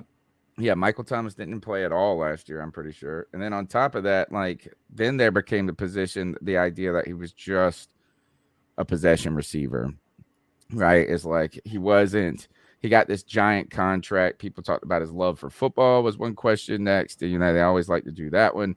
But then there also is is he just a good possession, like a very good possession receiver, but does that make you a top receiver in the NFL, right? I don't think Michael Thomas is in the top conversation for top receiver, right? And I think Jarvis Landry is living on reputation more so than what he is right now. Last year, he had 570 yards receiving. The year before, he had 840. You got to go back to 2019 where he was over 1,000 yards. Now, he's been a very, very consistent receiver from 2015 to 2019. He was in that 1,000-yard range. I just wonder if he's still there. I feel like Robbie and I think DJ Moore. I think these guys are just in their peaks right now, more so, right. Rather than on the back end of their career. So I'm gonna go Bucks, Panthers, Saints, and then Falcons. And Carl Van. Do the Falcons have anybody? Really, no. Outside of Calvin Ridley. Brian. Oh, that's where he went. Brian Edwards. He came from Las Vegas. He's kind of a cool name. Dude, is this Drake London any good? Guy. That's their draft pick, the guy that they just drafted this year. But also, okay, I know we agreed to not mention tight ends here, but the Falcons' offense is Kyle Pitts now. Yeah. He might as well be a receiver for them. You can't really not acknowledge his presence. But if we're just talking receiver core. And by the way, Carl said, why should anyone believe in Terrace Marshall Jr.? What is he shown? Dude, that's why I said all feelings, no facts, man. Can I prove this to you? Fuck no. But based on everything that we've been hearing from the Panthers players, from the coaches, the Panthers, they're putting out their own propaganda, whether or not Tony believes any of it. I think Terrace Marshall Jr. is poised to have a big-time year this year. I think Ben McAdoo, and I can't believe I'm even saying this, I think Ben McAdoo is going to do wonders for our offense. And a lot of the guys that we previously felt were kind of underserviced, I think Ben McAdoo is really going to help some of these guys shine this year. And I think Terrace Marshall Jr. is among them. So do I know that he's better than some of those other guys? No, but I'm a fucking homer. I'm a Panthers fan, and I'm not putting the Saints above my Panthers. So, well, but you could say that also for any rookie, right? And he had one season, and he didn't play much. He had an injury, which there's a lot of concerns. Then he's living that his whole is just on potential right now. It's like what he can be, not what he's done. But I don't think you have to go to the third receiver on that list to make the decision. I kind of am okay with saying DJ Moore and Robbie Anderson are better than Michael Thomas and Jarvis Landry at this stage in their career. I don't think that's but I wouldn't go crazy if you guys wanted to flip the Saints and the Panthers, if someone was going to really argue to the death. I feel like if people in the media or other fans of other teams were making this list, we would most assuredly be number be three. 3. Yeah, I think you're probably right. And I mean, I could understand their perspective too. All right, so the next one now, I think. All right, so Lord. How about this? How about you could be the best group on this list potentially, and they don't even have your best receiver on the list. Where the hell is your boy for the Cardinals? Why is he not even on the list? Because he's suspended for that's pretty stupid. 6 games. It shouldn't really even matter. I just now realized that. And his name's escaping me. Help me out. DeAndre Hopkins. Yeah, DeAndre Hopkins. So I think DeAndre Hopkins, Marquise Brown, and Rondale Moore is awesome, dude. And then you got the limping legend AJ Green. How about this, man? My fucking Clemson receivers, they're out here running shit, man. How many times has a Clemson receiver been a part of one of these receiving cores, man? Wide receiver, baby. Bro, that Rams wide receiver core looks good right now. It's not bad. Yeah. I mean, like, look, it's Cooper Kupp. I mean, obviously Triple Crown and Allen Robinson. Man, are they sleep? Or like, what happened to him? Why was he not? And then there's what do you mean? What happened to him? He was on the Bears team for the past 10 years. I know, killing it. But like last year, they went and got. So Allen Robinson was on that Super Bowl team, right? No. He just now went to the Rams this year.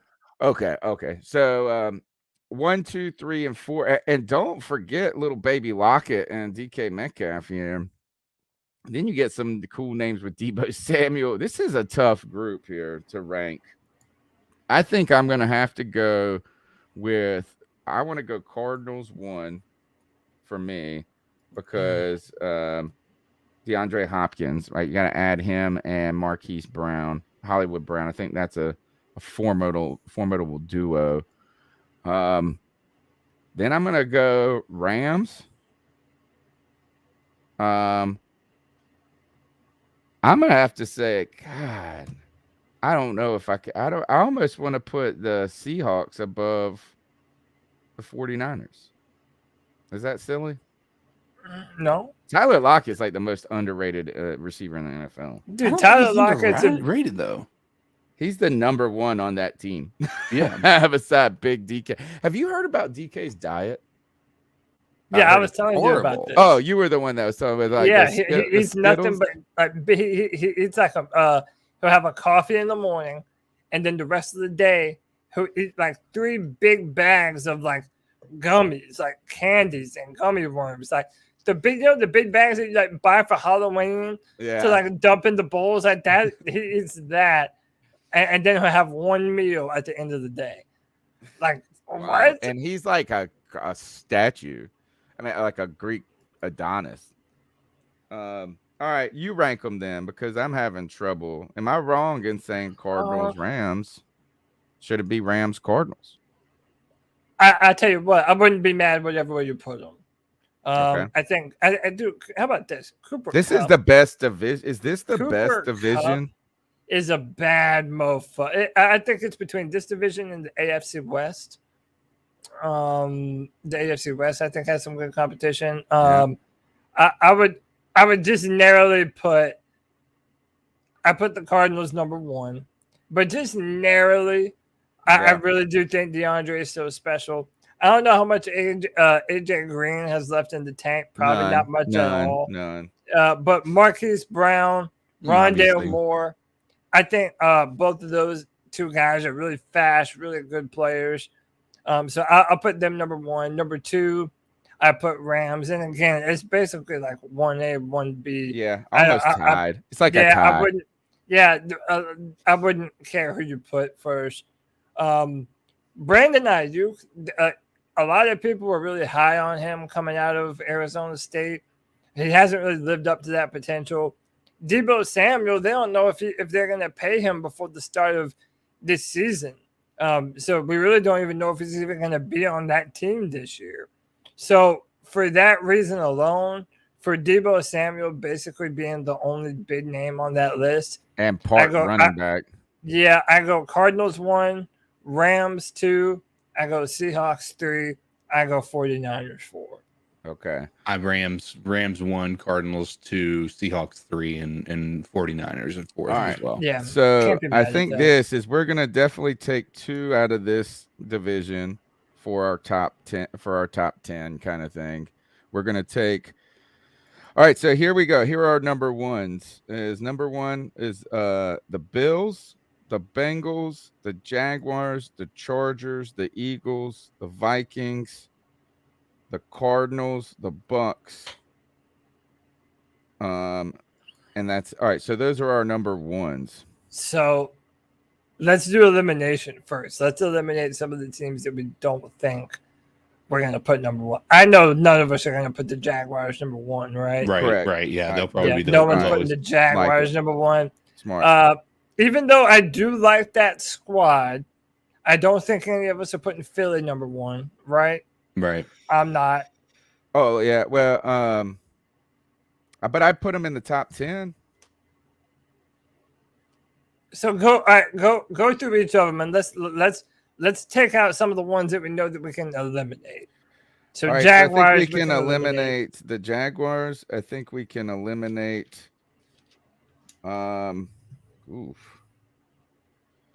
Here's like my top 10, and I don't know if it's in this order, but I'm going to tell you this: is I think that you're talking to. I like the Chargers, the Raiders, the Cardinals, the Rams. Those to me, I feel like have to be in the discussion for top 10. Yeah. So we agree on those, right? We agree that Cardinals, Rams, Raiders, Chargers should be in there. I think then you go to the question is, do you think that the Bengals and they're my number 1. Wow. Okay. I would have them very, very high on that list.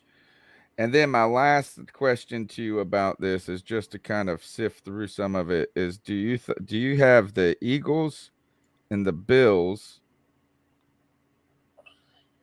who's higher, Eagles, Bills, or Bucks? I would say that the Bucks and the Eagles probably outrank the Bills, huh? Wow. And then maybe on the outside, you're going to put Miami potentially. What about the Vikings? How about this? Is Justin Jefferson and Adam Thielen Yeah, that's better? a good one. So we got one. Right now, I would. Who would you take? Minnesota's receiving core or Buffalo's? See, Minnesota. I think I'd say I'd say Minnesota. Wow. Yeah. And like Stephon Diggs might. So just how you were saying, Devontae Adams might be the best. I think Stephon Diggs might be the best, but because it's just him, I think we could probably bump them from the list. Here is our top, the top 10, and not in this order. Okay, Chargers, Raiders, Cardinals, Rams, Bucks, Eagles, Vikings, Bills, Bengals, Dolphins. See, I don't know, man. I'm not cool putting the Dolphins all the way up in this discussion. On Tyreek. I mean, Waddle and Tyreek Hill is just like Devontae Smith, and I think it's like it's good. Tyreek Hill is a top 5 receiver in the league. Yeah, but it's basically how much did you think of Jalen Waddle? He did have 1,000 yards. Yeah, rookie, his 1,000 yards. Like why? That's like, I mean, you think so much about the Bengals guy. Wouldn't you say he comparably had a similar type season? Who was the Bengals rookie? Jamar Chase. No, Jamar Chase had one of the best seasons that a rookie receiver has literally ever had. From a statistics point of view, yards? He had 1,455 yards. Jamar Jamar Chase had 1,455 yards, 81 catches, 13 touchdowns. And then who I say, Jalen Waddle. Now I'm not saying, like, I'm not trying to say he's better. Waddle's better, but like I think we might be sleeping on Waddle some, is what I'm saying. Jalen Waddle with a how do you spell his fucking? And go ahead and Jalen start. Waddle? We're gonna go ahead and work on next. We got to pick our team, and then we'll do some calls too. He had 20 more catches than Jamar Chase. He had 104 catches, 1,000 yards now, so he had a less yards per catch, and he had half as many touchdowns. I don't know. Tyreek Hill. Are you saying Jamar Chase is better than Tyreek? Wow. Well, I mean, we're talking about receiving core. I mean, obviously Tyreek has done it a lot longer at a higher level, but I think if we're talking about just receiving core, when you put T. Higgins and Jamar Chase, like to me, those are both of those guys. Like a few of these teams have to me 2 number 1 wide receivers. I think the Bengals have 2 number 1 wide receivers. I think the Chargers have 2 number 1 wide receivers. Yeah. I think the Rams. I mean, The Raiders. I think Devontae Adams is clearly the number He's 1 the there. number 1. He's the best in the league. Yeah, but I'm saying like there are teams that I think you can make a case for 1 of 2 players being the number 1 wide receiver, right? So I think even Miami's like that team. No, I just don't. All right. Okay. I don't. All right. Well, here. I'm not saying you're wrong. Miami Look, on the bubble. They are definitely. How about this? There's no reason for Tua to not be able to have success with those weapons around him. Do you like the Right. Cowboys better than them? Then who? Than the Dolphins? CD Lamb Yeah, and- probably and so. Michael Gallup. Wow. CeeDee That's Lamb, crazy Michael to me. Gallup. I think there's like so much Tyreek slander here. Well, And I mean, do you like the Seahawks or the Panthers ahead of them? I don't know if I'm ready to go there. no, definitely not Seattle. Okay. For sure. All right, not fun discussion. Seattle. That was fun, neat time. Yeah. All right, let me go ahead and. Wait, who's your number 1? Everybody, just pick your number 1 real quick. Bengals. Yeah, CK said Bengals. Tony, if you're picking one out of all those, who you picking? I think I'm gonna say Miami. Maybe Chargers. Chargers. Okay. Yeah, I agree. I agree. I think Keenan Allen and Mike Williams. That's The Cardinals one- are up that's there one right hell of a now, team. man. I want to just By see the what way- Hollywood Brown can do with. We got to see some of these guys. We also have to see in their new offenses. Dude, Yeah. I said this on Twitter a few months back. I think Odell Beckham Jr. would be the perfect addition to the Chargers. If you add him to that team, Yeah, because they're kind of two big body receivers, so a more fluid. and you're not going to ask Working him to be a space number guy. 1 receiver. Yeah, you're going to ask him to just get open, and he's going to do that. Dude, that would be and you would have Herbert throwing him the ball. Dude, that would be a nightmare scenario if that happened. But All right, you're listening to the C3 Panthers podcast, brought to you by CarolinaCatChronicles.com. You can go ahead and call into the show at 252-228-5098. That's 252-228-5098. Hold on, I gotta download this cat call. What is today? It's the 5th. Sorry, I've been feeling like I over celebrated America's Independence Day yesterday. While no such part of thing. the internet, has continued to tell us why we shouldn't celebrate the country, I made up for all of them. And America. I celebrated way into the wee hours of the 5th. All right, 2 seconds. Carry me for a second while I just. Hey, it's open not this. your fault that people hate freedom. You know what I'm saying? You feel me? It's not Right. it's not your You fault, feel bro. me? You feel me? My neighbor, he puts on a big fireworks show every year. He bought these big dragon looking things and we set them off in the street. Nice. They're Yeah. illegal here. Fuck. Yeah, they're illegal here in North Carolina too. So, Are but they? Yeah, it don't Are they? matter. Yeah, anything that shoots up into the sky is illegal. Any projectile. Yeah, same here. I thought we So could it's get to North snakes but and you might be right. sparklers only. But it's so Snakes and stupid because South Carolina, South Carolina's dude, illegal. you Yeah. could buy fucking every firework imaginable. Yeah, And so all you have to do is just cross the border. They Have you only seen do that? it because they know they're gonna make so much fucking money off. Yeah, of from people buying, coming just- out of this. And I dude. think Georgia, Or- you can't sell them either. So both of the bordering states, you have to go to South Carolina to get fireworks. Have you seen that? I love that video of the guy in the wheelchair where they Oh, set off the Terry? firework and it's like battery dies on the chair or something, and he just Oh Lord, Terry! it just sits there. All right, let's go ahead and get into the call. Did you see my tweet about that yesterday? No, I didn't. So maybe after this we can play the video and I can add some. We'll do that. Let's do some calls and then after All right. that All right, I'll play the video. Here we go.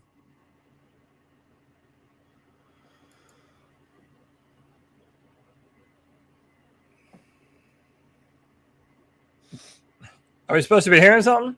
You can't hear it? Nope. No. You mean nothing? Nope. No. But hear you. It's no cat calls. What? Really? Yeah. All right. Well, no cat. Hold on. Put Pause, hog in the pause, cat pause. calls, Tony. I don't know what's going on. It says it's pumping through. It says B channel. Lord. Oh, you know what? I know what it is. Give me just a second while I change my microphone settings and StreamYard. Chat room. How was your 4th of July, man? Did y'all have a happy Oh, pull Independence up the video. Day? The Terry thing? Here we which go. one? I got it. I What found video? it. Yeah. There's lots of videos on the I internet. thought that's what you were saying, the Terry thing. Here, I think I got it right now. Yeah, I will play that in a minute, but You can still hear me? I hear you. All right. Let's see this. Baker. Clarify one thing. Hey, hear can you that? restart it? Yeah, restart it. Yeah, Yeah, it's pretty. You shouldn't do that to somebody. And how did that make you feel? Yeah, there we go. So, how do you think catcalling makes the person feel? It feels good. Like Who's that cat sitting in the back corner with his face buried in his nose? Who's that kid that can use one?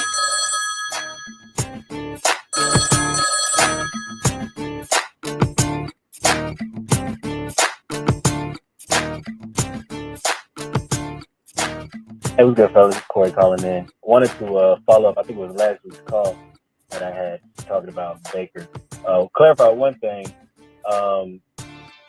The stat that I gave out, yeah, 250 yards a game average. So Baker Mayfield has not averaged more than 250 yards passing a game since his rookie year.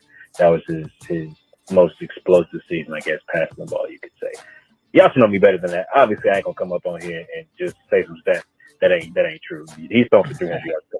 But my point is that he's not the type of player that pushes. Like he's not an explosive player. Like he's a quote unquote dink and dunk quarterback that struggles with accuracy. And I didn't even say that stat. It's not even like a cherry picking stat. More so, I think it kind of encompasses the kind of player that he is. Now, somehow Cam Newton got involved in the comparison. Now, obviously, they're not the same kind of player. Nobody's going to compare apples to apples with Baker and Cam. But Cam, he's another guy who didn't throw for more than 250 yards a game after his rookie year. He had the exact same thing as Baker. The difference between Cam, obviously, we can point to Cam struggling with his accuracy. We can point to Cam not always having the best passing numbers. But the same people that, we deal with all those people saying shit like that all the time. We can always go back with, what Cam's impact of the game is. He was throwing to fucking receivers at the recycling bin. He's our best running back, all these different things.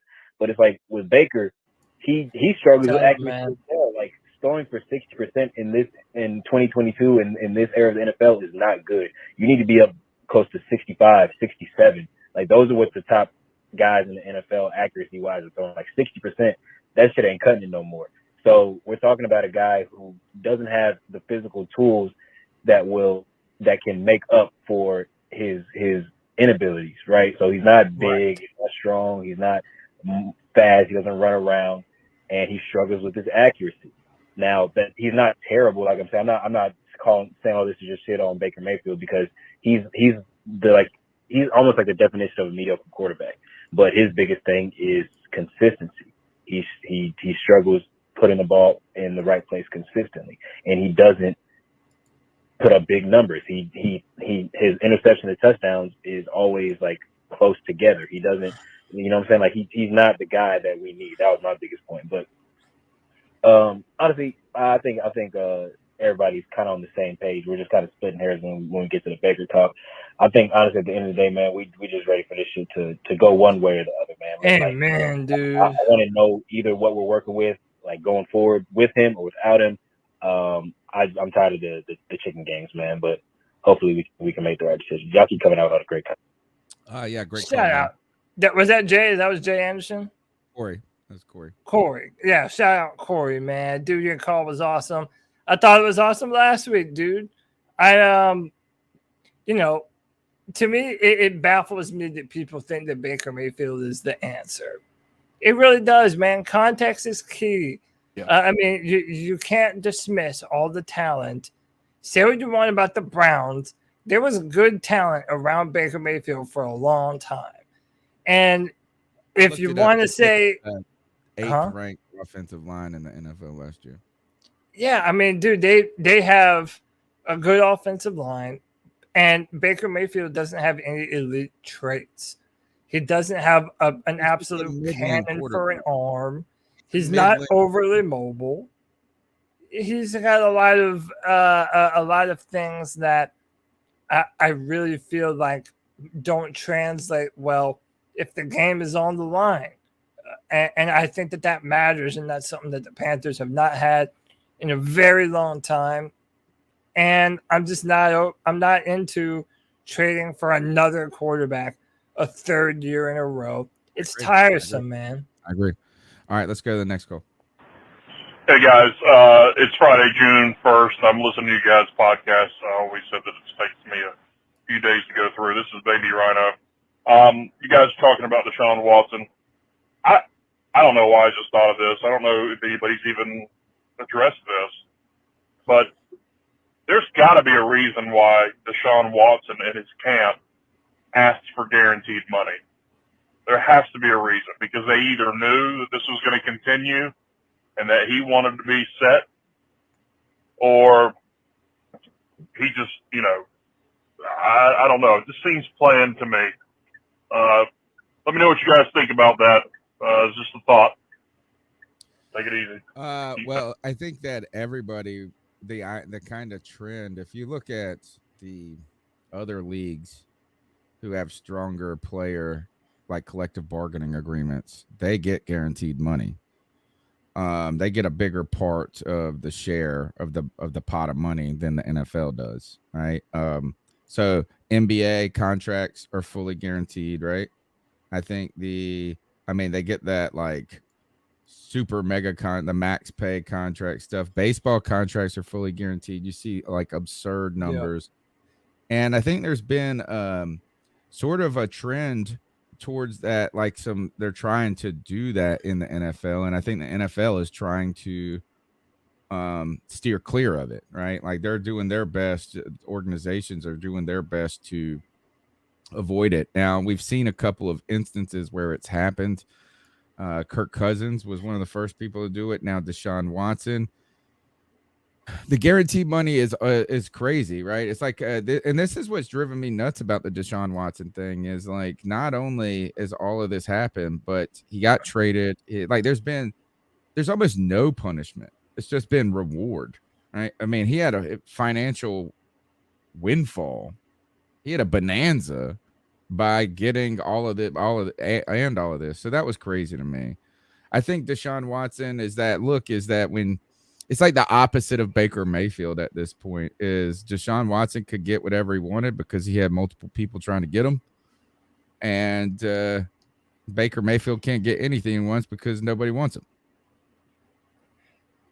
Dude, you almost wonder if the Browns, though, if there's an argument to be made that they're financing his settlements.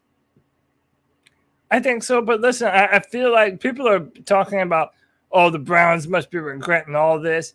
Dude, if he only ends up getting 8 or 12 games, like they're kind of saying he will, it was, dude, this whole thing was a part of their plans from the beginning. It was worth it for them. They knew that there was going to be some kind of suspension.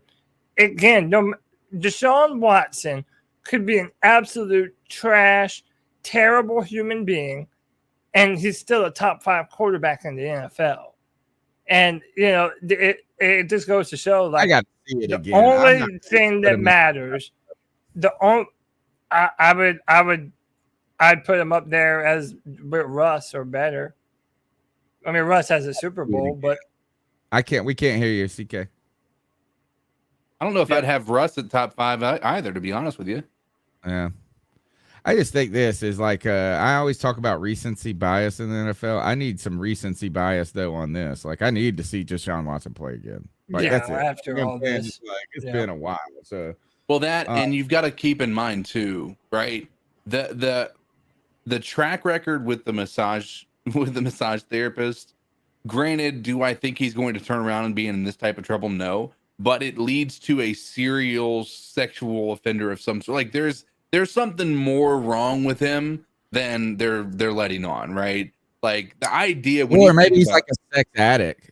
That's what I mean. I'll tell you what's wrong with him. I tell you exactly what's wrong with him. You do this 70 something times and you never have sex, dude. What is that? It's like, dude, nah. Here's the thing. He did with some of it, and he's like, nah, I'm good. I don't want to cheat on my girlfriend, but if you just watch me jerk off, it'll be great. Here's the thing: is if it's that in depth, like if he needed to do this, and do the massage therapist avenue, the dude could have just gotten on Instagram and gotten any girl. Like, dude's a highly sought after quarterback, right? He could have just walked downtown and found a girl. He's just gotten prostitutes, right? So the dude has the capability of doing that. Famous. Right. So but like the fact that he went the route that he did tells me that there's something deeper mentally that's going on with him than just fetish. Yeah, and that doesn't go away because he got caught. He's got a fetish. Sorry. It's 100% a fetish. It's you know, and CK is right. If he wanted to have any woman in the world, he could. And by the way, if you see his girlfriend, she's drop dead gorgeous. Yeah, she's a smart so he definitely has a particular thing about massages. Yeah.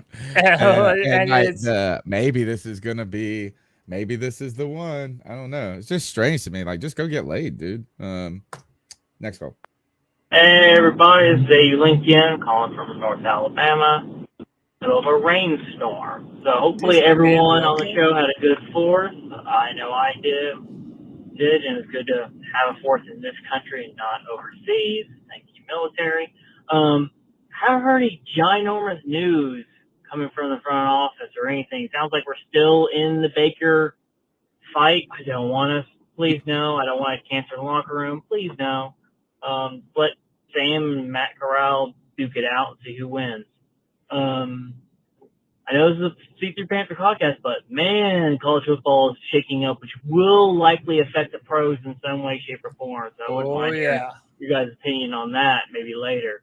Don't know any other questions or any other concerns, but keep pounding everybody. Cover me for a sec. I hate college football.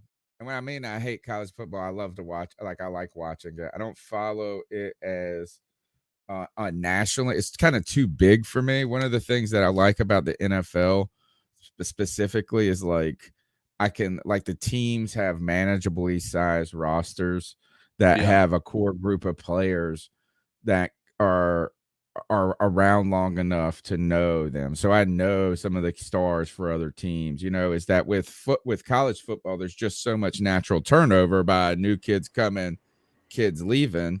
Yeah. Right. And then there's so many teams, and then the rosters are like almost triple the size or double the size of an NFL roster. It's like so overwhelming to me. So with college football, I try to just key in on my college team, the ECU Pirates, right? what is infuriating about college football right now to me, and I don't know, I haven't formulated my whole opinion, but the whole super conference stuff that's going down, where now we're potentially going from the Power 5, which is not going to be called the Power 5 anymore, but we went BCS to the Power 5. Now it's going to be like what, the Super 4 or something? I mean, whatever they're going to call it next. But they're trying to consolidate even more into these 4 mega conferences. Yeah.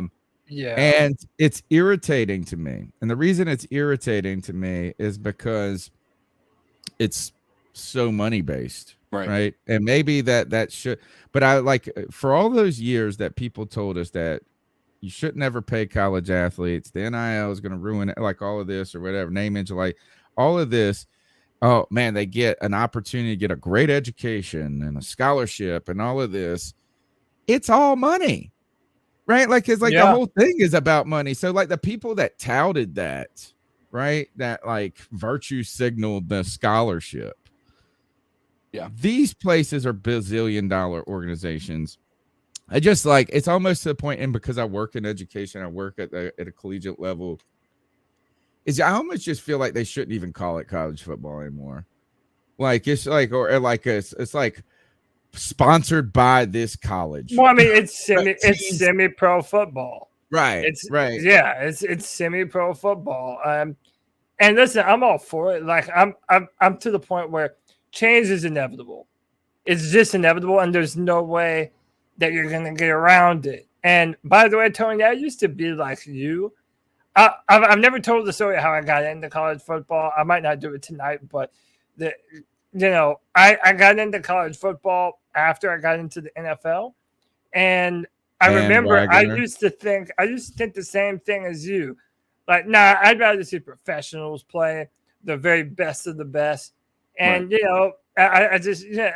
college football wasn't my thing, but when I became interested in it, dude, it's easy to see why people prefer it.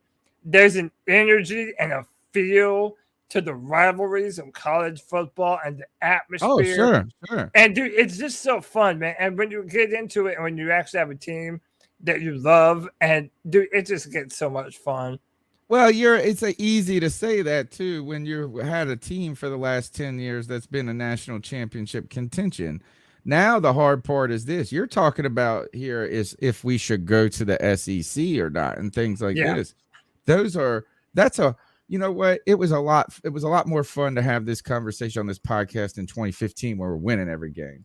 Right. So you got to think too, from the perspective of like, and I'm just saying college football is just so much to follow. Like, it's just so much. There's so many teams. There's so many players. Yeah. It's hard to just keep up with it. On top of that is just like right here is my alma mater, ECU, has a rich kind of history of football, right? Is like, we are a team that has not had the talent and the resource, or like we don't get the top recruits. We don't have the resources and the facilities and all of this. And somehow we've had some remarkable kind of teams come through here. And we got a great atmosphere, right? Like, this place gets lit where used to when it was full. We've had a kind of a starving period, which has been tough. But, we've had one. Look, Chris Johnson went to ECU. He's like arguably had one of the best seasons in the history of football for a running back. He had 2,500 rushing yards and 500 receiving yards. I mean, like, what the hell? He had 3,000 yards that season. You had we had Dwayne Harris. We got, the list goes on from David Garrard to Jeff Blake. So the only thing I hate is it just feels like this now. College football, the big fish have taken up all the resources for the little fish. Right. And that's just the tough part is like, it's neat. I bet you it's neat to have a team that could potentially win the national championship. The ECU Pirates could go undefeated and never make the playoff. Yeah, never make the playoffs. Yeah. And if they did, still get stomped. But Tony, that's is an example of this. But Tony, that's changing too. That's not about to be true either. Because another thing that's kind of around all these decisions being made around college football is that it's inevitably going to expand the playoffs to 8 teams. So now you're gonna, I feel, start to see more of those teams that if you did put together, like a few years back, UCF, University of Central Florida, they went Yeah, where they had the undefeated. parade. Yeah, Yeah, had they their went own on. parade. Yeah, they But went they would have undefeated, gotten murdered. They would have gotten and murdered by that so was I think that proven expanding this the eight year. it's cute, but it's also it's not like March Madness where there is like a Cinderella story. It's yeah, too type. difficult. These big giant schools are able to get so like their worst. They have like we've ever had like a 5-star recruit at ECU. I don't even think. You know what I'm saying? The only one was somebody who got in trouble and transferred here. You know, it's like so is that you're always the underdog, but it's fun. It's still fun. I like it. I like his, but what I don't like is to see conversations of teams like Carolina, Clemson. Like I feel like the ACC is supposed to be a good conference.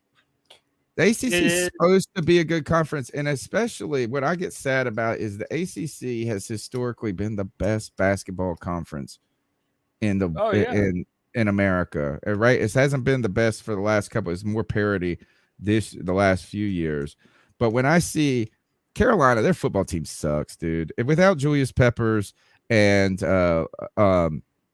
Lawrence Taylor. These guys haven't been anything. They are a wine and cheese factory. They have the better worst these fans. last few years, but yeah, for the most part, Their not. fans stink. They're what pussies now, but still, like their basketball history. It would be crazy to see Carolina not in the ACC anymore. Yeah. So, by the way, that's all the rumors. Is that now the SEC? So, by the way, just to kind of like tell everybody what exactly we're talking about. So it was put out today that the Big 12 is in deep discussions to add 6 teams to their conference. And they're all from the Pac-12. It's Arizona, Arizona State, Colorado, Oregon, Utah, and Washington. So it's looking like the Big 12, the Big 10, and the SEC, they're essentially going to make these super conferences. Well, there's even rumors now that the SEC, they're going to reach out to Clemson and Florida State and, Virginia Tech and try and get more of the ACC schools into the SEC. And by the way, if you're Clemson, you're going to do it because it's literally the difference between making, $35 million in TV deals versus $100 million that you're going to make from being in the SEC. That's money that's going to go towards your, all of your facilities and, everything, building the college up. It's all about money, like you said when you started talking about it. Is the TV revenue a potential bubble that could burst? Because, I just wonder I know the TV deals have been so lucrative, and maybe it's just a shifting landscape. Maybe they just will continue to be lucrative, but instead of it being television, it's like Amazon, Apple, right? So you're still consuming the product. It's just like it's still going to be put on a television in a bar, but it might just be via the internet versus the airwaves or direct TV. But it almost seems like, too, is that they believe that there's an endless money pot for sponsor. Like, you almost just wonder, how is it that the NFL? Yeah, I guess if people are going to watch. People are going to watch. They just got to make sure that they find a way to own that delivery system, right? Is like, how do we make it? I just kind of think of it like this. Is it kind of like what happened to the music industry? The golden era of the music, like when artists made the most money, is also when the record labels made the most money. And it was when they sold physical albums. Now the artists make money differently. It's by playing shows and getting live audiences and merchandise and concerts. Yeah. It's not like Spotify streaming. as well. Yeah. Well, Spotify, but they don't make, but our artists, they don't make shit off of Spotify in comparison to what they used to make per album. Well, but even the biggest, even if you're the most listened to artist on Spotify, that check that you're getting from Spotify is not very big. It's not crazy. Most of that money goes to the labels. But Well, but interesting. To the football point, though, it's like football is such an institution. You know what I mean? Just like, yeah, even during pandemics and all this shit, No, it's the just NFL, sacred. the man. NFL just kept rolling along, dude. And again, like you have to think, a lot of these college teams, they have been around something like there are some that have been around 50 years longer than some of the oldest NFL teams. Right. Like you're talking about colleges that go back like 150 years or some crazy shit like that. So, you know, it's so deeply entrenched. And by the way, if you add more playoffs, that's even more games, that's even more sponsorships, that's even more money for the players making NIL deals. And it's like there's so much money going around that, yeah, change is inevitable. And the money is going to continue to be what pushes all this change. And yeah, it does not look like this is going to dry up anytime soon. Have you heard anything about the NFL potentially expanding? I know we've had continued conversations in the past years about them trying to get more of a footprint in further into North America, Mexico, London. You mean like expansion teams?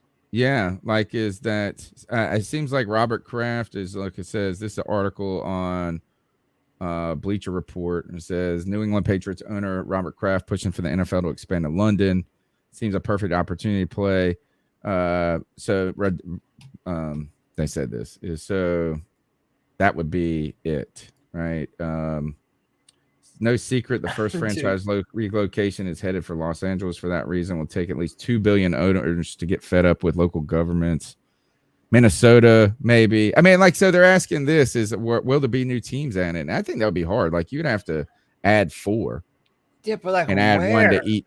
Yeah. Like, you have to create a new division. Like, how would it even work? Like, how would you add enough for, like, it works with the teams, 4-team divisions? You would probably have to get rid of divisions and go to conferences. But dude, they keep on doing this thing where they float out London as like being possible for having a team. Dude, I just don't know how you do that. What division do you put them in? 2, you're talking about the jet lag. You're talking about, dude, I read an article last year that talked about all the different things that would actually go into putting a team in London.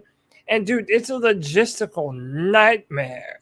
I just don't know how they're going to continue to do that and have a schedule where the players, not only for the London team, but for the visitors that are in division, that are having to go over there. I don't know how you do that's a nightmare, but you could do like Austin. You know, there's there's Austin, San Diego, are teams that are cities that could be, but I still think it's like, how do you add to the NFL? Right? It's like it's like a perfect amount of teams. It's even, it's equal. I mean, how did they do it before when they added the Panthers and the Jags? I think that I think they had to reorganize it. Yeah, I mean, it's not impossible. I think it's a task. And I don't know, like, here's the thing is we're in such a giant, such a connected world. I think it would be hard to get people to want to be a fan of a team nowadays. Like in the 90s, it wasn't going to be difficult because access to information was a little more limited. Now it's not. I think people, if they're interested in watching football, they're going to watch football, and they've already got their team that they want to follow. I don't know that a new team is going to impact the way the world works, in the current landscape of fandom. I wonder what would be the incentive too for the owners to say we want to split the revenue more. Probably more. Isn't it? Doesn't it always just equal more money for them down the road? Like, yeah, they're splitting more, but it's more games against more teams. They're still going to be. By the way, they're still going to. So if you're the away team and you're selling tickets, you're still getting a part of that money when tickets are being sold, even at opposing team stadiums. So I would imagine that if they would do it, there's going to be enough financial upside for them to be like, yeah, sure, we'll do this. Yeah. But I don't know. Have you heard anything like? I haven't I've really heard heard anything major about this. Yeah, I've heard some people saying there's murmurs that expansion could be like on the horizon for the NFL. I do kind of have some breaking news. It's not really breaking. It's about an hour ago. So today, Ian Rappaport was talking about Baker Mayfield, and he said the Seahawks do not want Baker Mayfield, that they just do not want him. Well, Josina Anderson is coming out directly refuting this, saying this is inaccurate, though I can see why it may be necessary to float this now.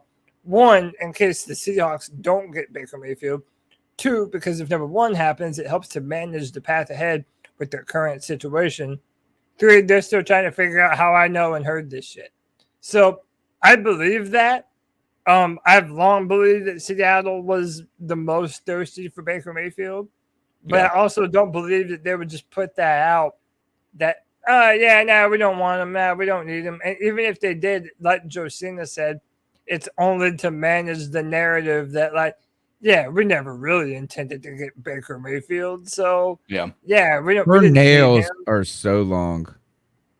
Who She has Josina? Edward Scissorhand nails, dude. Like I've seen, like I saw her on TV the other day, and it was just like, hood. Like, how do you? Yeah, do I can see him anything? in the. I can see him in the. Yeah. photo. All right. Let's keep going these calls. Yo, C3 Panthers podcast. What is up, Cody, Greg, CK, and Tony Dunn? Man, this podcast brings me so much joy on Tuesdays and Fridays, I think getting this to is talk Anthony. about What's up, what is Anthony? my first love in my life, my Carolina Panthers. Growing up as a fan since I was 4 years old. And, man, we in this QB carousel still don't know what we're going to do. Baker Mayfield rumors will not go away. They are coming back, and now that Seattle has said they have no interest in him, I am starting to get scared. Because, as I said, I am on the neutral side. I'm all for Corral, baby. At Cody Lashney, I'm all for Corral. But listen, if we want to win some football games this year, maybe Mayfield does give us the best shot. I'm still so confused with the whole plan of what we're trying to do and what's going on. Training camp's around the corner. But yeah, man, keep pounding. And I'll see you guys. All right, man. He's got a Keep part two. pounding. What's up, C3? I just called in a little part two of my call. I know Tony doesn't like when I add a couple extra parts to my calls, but I gotta get out what I gotta say, man. The last thing I want to say is, please, one of you four people on the podcast, or how many people are doing it tonight, answer this question for me. With the quarterback room right now, how many wins do you project for this team? Because I've been getting into so many arguments with people on Twitter, calling me a dumbass, saying that 3 wins is not a possibility. We aren't this bad, blah, blah, blah. But I'm looking at the schedule, and no one can deny this schedule is a lot more difficult than last year. I mean, we're facing a lot of offensively dominant teams with good-ass quarterbacks and good receivers and this and that. So, I mean, man, you tell me right now. I'll tell you what my prediction is. 3-14 with Sam Darnold and Corral. Prediction that Sam Darnold will get benched week 3 and Corral will take over. But with Baker Mayfield, I'm projecting 9 wins. And the reason I am is because y'all make Sam Darnold to look. Y'all talk about Sam Darnold as a middle-of-the-road pack quarterback. Well, I'm here to tell you he's not. He is a backup. He is a ring pop at your local CVS. That is what he is. Baker Mayfield may be a mocha frappuccino, but I'd rather have a fucking mocha frappuccino than a ring pop. So you tell me. Keep pound. Yeah, not a big fan of ring pops for sure. So mine is 6. I think we're a 6-win team, and I think it's because our coaching staff improved and our offensive line has improved. Like, dude, I don't like these questions. I don't like them. And the reason why I don't like them, and shout out to Anthony. Anthony's my guy. Comes on Friday, free for all. We go back and forth on Twitter all the time. But I just don't know what I don't know. So, okay, yeah, I don't have a lot of reason to believe in Baker Mayfield. I mean, Sam Darnold, rather. And no one does. And we know this. But I don't know who Matt Corral is. And I don't know that an NFL schedule and that this NFL playbook is too big for him. I don't know that. It might be easy to assume that. And yeah, he's a rookie in the NFL. There's no doubt that he's going to make mistakes and that he's going to make some boneheaded rookie moves that you would expect from a rookie. But with that said, I feel like this offense can be very easily managed by a quarterback that gets the ball out quick, we're running the football, and can pick times to chuck it downfield with enough arm talent. Right. I feel like Matt Corral is all of those things. So I don't know how many wins I think that we're going to be good for this season. If you're just saying Sam Darnold, yeah, I think we're probably the same record that we were this year, probably 5 or 6 wins. And that's if Sam takes even a marginal step forward.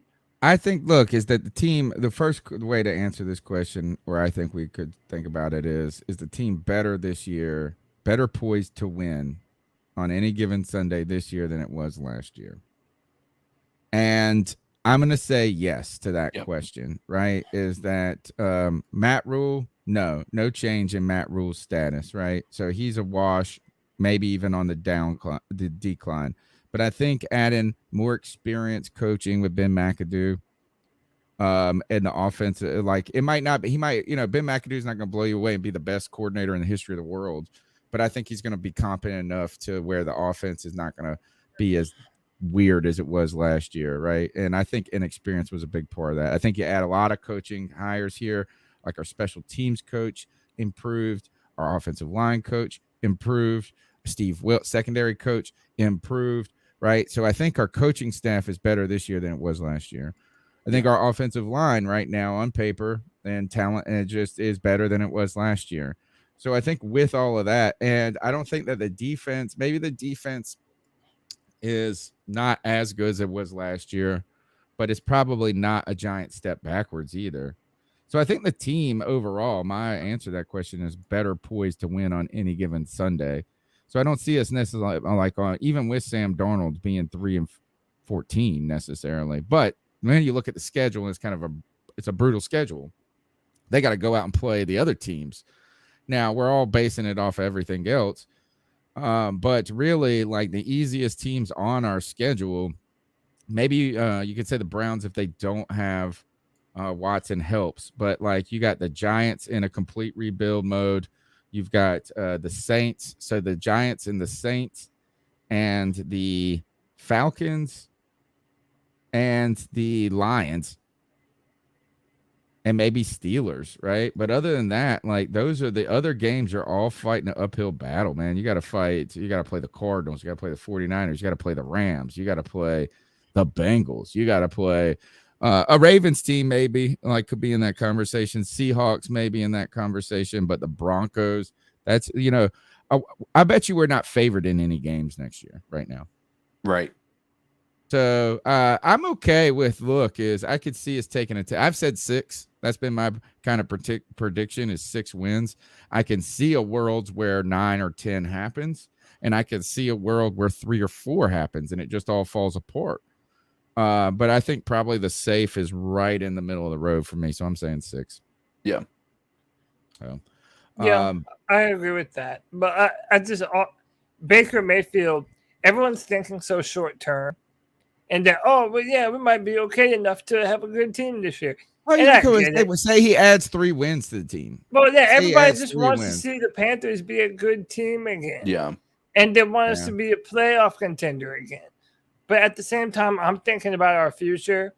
And I'm thinking. Man, go ahead, get that playoff noise out of your head, folks. Because, like, right now, unless we got to say that means you're going to sweep the Falcons.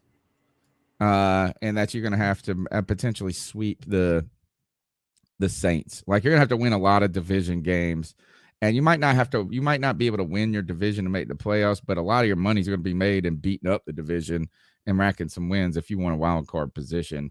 Yeah. I don't know. I don't even think making the playoffs is a criteria for me of having a good season this year. And by the I way, think 9 wins is a good season for us, and it probably still means a complete rebuild. Sorry to say, 9 wins might be a playoff berth. Wow. Could be. I don't know. Really? Maybe. It could be. I mean, you got to keep in mind we've added the extra playoff team, and I mean the extra game doesn't necessarily bode well for a 9-win season, but it definitely is in the cards when you look at what happened last year with or maybe the year before. I just don't feel like the South is sending 2 teams to the playoffs this year. I don't disagree with that. I don't think outside of Tampa, I don't see anybody stepping up and being a real juggernaut in this division or in this conference. But to the point, and here's the thing, it sucks. It's like, I don't want to be this guy who is literally just playing it safe by saying, like, I could see us being a good team, I can see us being a bad team, but that is really where we're at. Like, I could see us being a good team. I can see pieces and I see things that are leading to us being a potentially good team. I also can see us being a really fucking bad team, and that's because of quarterback questions, coaching questions, and there's still questions surrounding the offensive line. We believe on paper we've improved, but all in all, we don't know. We haven't seen this group play together under the coaching staffs that we have currently. There's just so much that we don't know. That's why it's so hard to say that. I don't think anybody should be calling anybody crazy for saying that we can be in a 3-win season. I don't think anybody should be calling anybody crazy who thinks we could possibly win 9 games. Right. I agree. Yeah, I 100% agree with that. Is like, I see pathways to all 3 of those. And a lot of it has to do with injuries. A lot of it has to do with upside and you projecting players. A lot of it has to do with other teams you're facing, how good they are. Right. Let me ask you the hard question, Cody. If Carolina somehow goes and wins 10 games with Sam Darnold, somehow, right? I mean, don't say, oh, it's not going to fucking happen, this and that. You have to say, this is a possible world. How excited would you be next season? Just overall, like on this show on a daily basis, if we're coming out there with even Sam Darnold and slinging 10 wins, I got to feel like, is that like would that be enough to wash some of the stink of our pessimism away? Maybe, but at the end of the day, like, if you're saying, like, would I be excited about a future with Sam Darnold? No, I'm saying this is just the excitement level of that season, where you're getting up here and happy saying we could go fucking win next week. You're like, you start getting to 8 wins and, you're like 8-6 or something like that. And you're like, oh, we got this. We're going to go. I think 10's the number. I think 10's the only number that will make me go, wow, this is. I mean, I'll be excited, but it won't be anywhere near as excited as if it's Matt Corral. Because if it's Matt Corral, if you go and get 10 wins with Matt Corral, your excitement level is to the next. But I'm just saying, what if it was Sam Darnold? Like, how about this? Is at some point there's a number that's a tipping point to where you have to go, all of my concerns about Sam Darnold are gone. Right. So if you go and win 12 games with Sam Darnold, you're sitting there going, you know what? We got it wrong. Yeah. I mean, there's a number, and I think it's around that 10 mark. Yeah. If he gets to that one, he's Alex Smith. I still want him out the door the next year. Like, that there really isn't going to be enough to change my mind. I'll say this. I'll be happy that our team is taking the step forward. Dude, I don't care how good of a quarterback you are. If you don't have that good team around you, you're not going to make it very far. Yeah. And I do feel like our team right now is built in a way where we don't have too many pieces that we need to fill out before we're a real contender. But, we need to add a few more. But we're not far away, man. So if we did that, it would tell me that our team and our coaching staff is closer to the point that we want to be at than we originally thought. and that's a good sign. All right, next call. What up, C3? JSU. Robbie Anderson has been in the game for years. He knows there's fans that will respect you, love you, hate you, in between. My take on Robbie is I respected him. I respected him when we got him. It's just the situation that he came into. I mean, you got Sam Darnold, you got Matt Rule. Nobody knew who Matt Rule was until he showed his cards, and he's not a leader. Yep. Same goes for Sam Darnold. What I dislike about Robbie, and I don't want to see him as a kid, but he's acting like an angry ass teenager, and I respect the hell out of him because, like he said, he didn't come on the red carpet. He says that he stays away from bullshit, but that's bullshit. It's his life. I don't want to run his life, but when you look at these players' posts and how they live, I respect them for having a girl and staying out the way, but you at clubs, anything can happen when you're out and about. He started dropping balls when him and his girl actually broke up. That was that year because I followed him when we picked him up. And once that breakup happened, that's when all the bullshit started happening. He started tripping on the field, dropping balls. So imagine how a Robbie Anderson what I wanted from Robbie girlfriend was fight goes. a vet standpoint as far as like wide receiver wise, which he played that position, but I just wanted him to stick with DJ. Him and DJ fell off.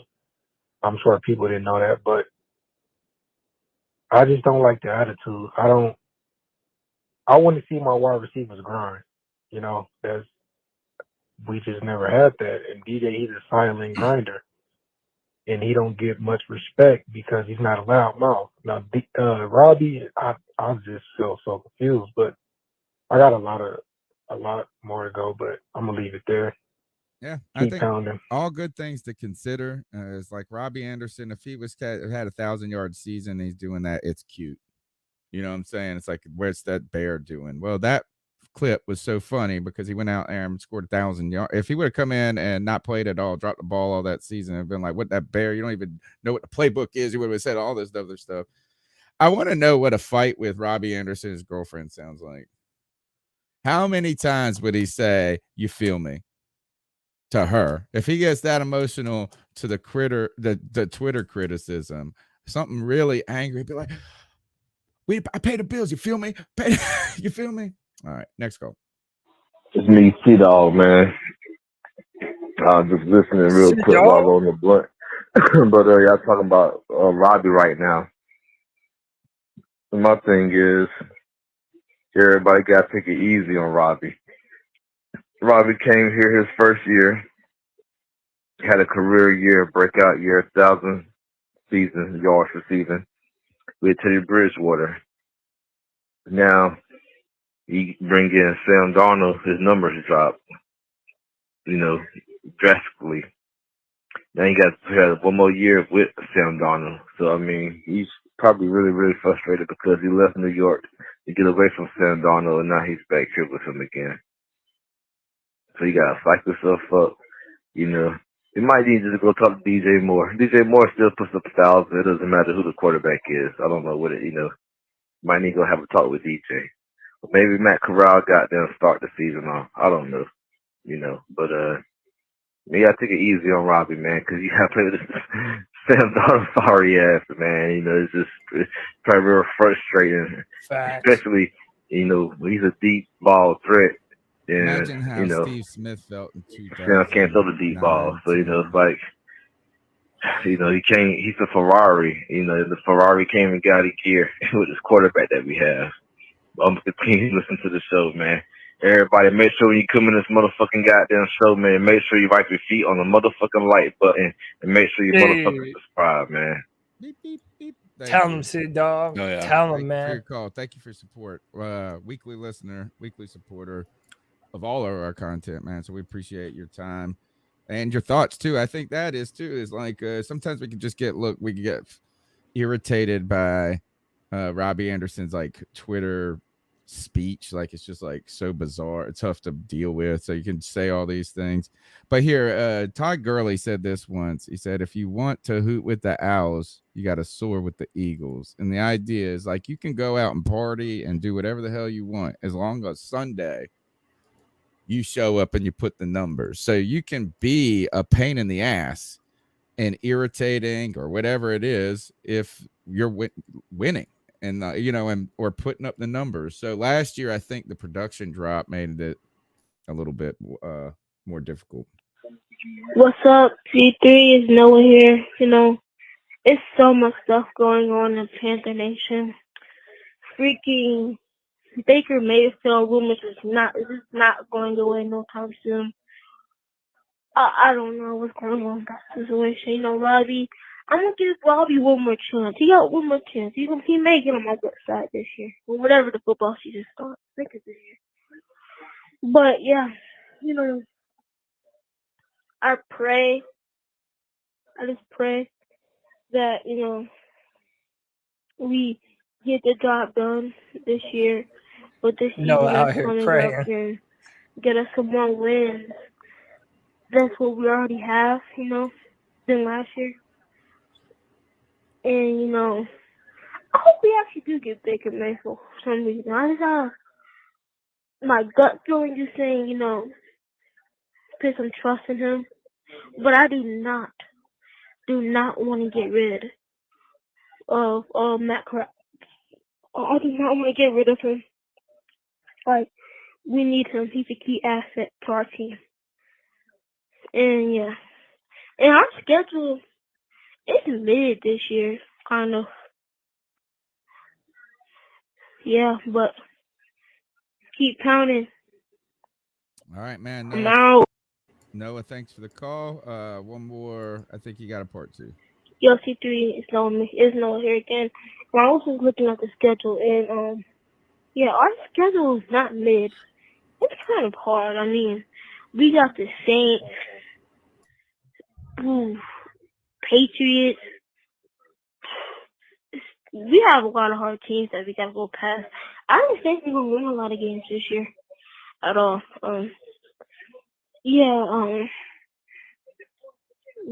If we even have Baker Mayfield, I don't think that we really have a chance, to be honest. Not this schedule. But keep telling me Noah's out. All right, thanks, Noah. That's the last call of the night.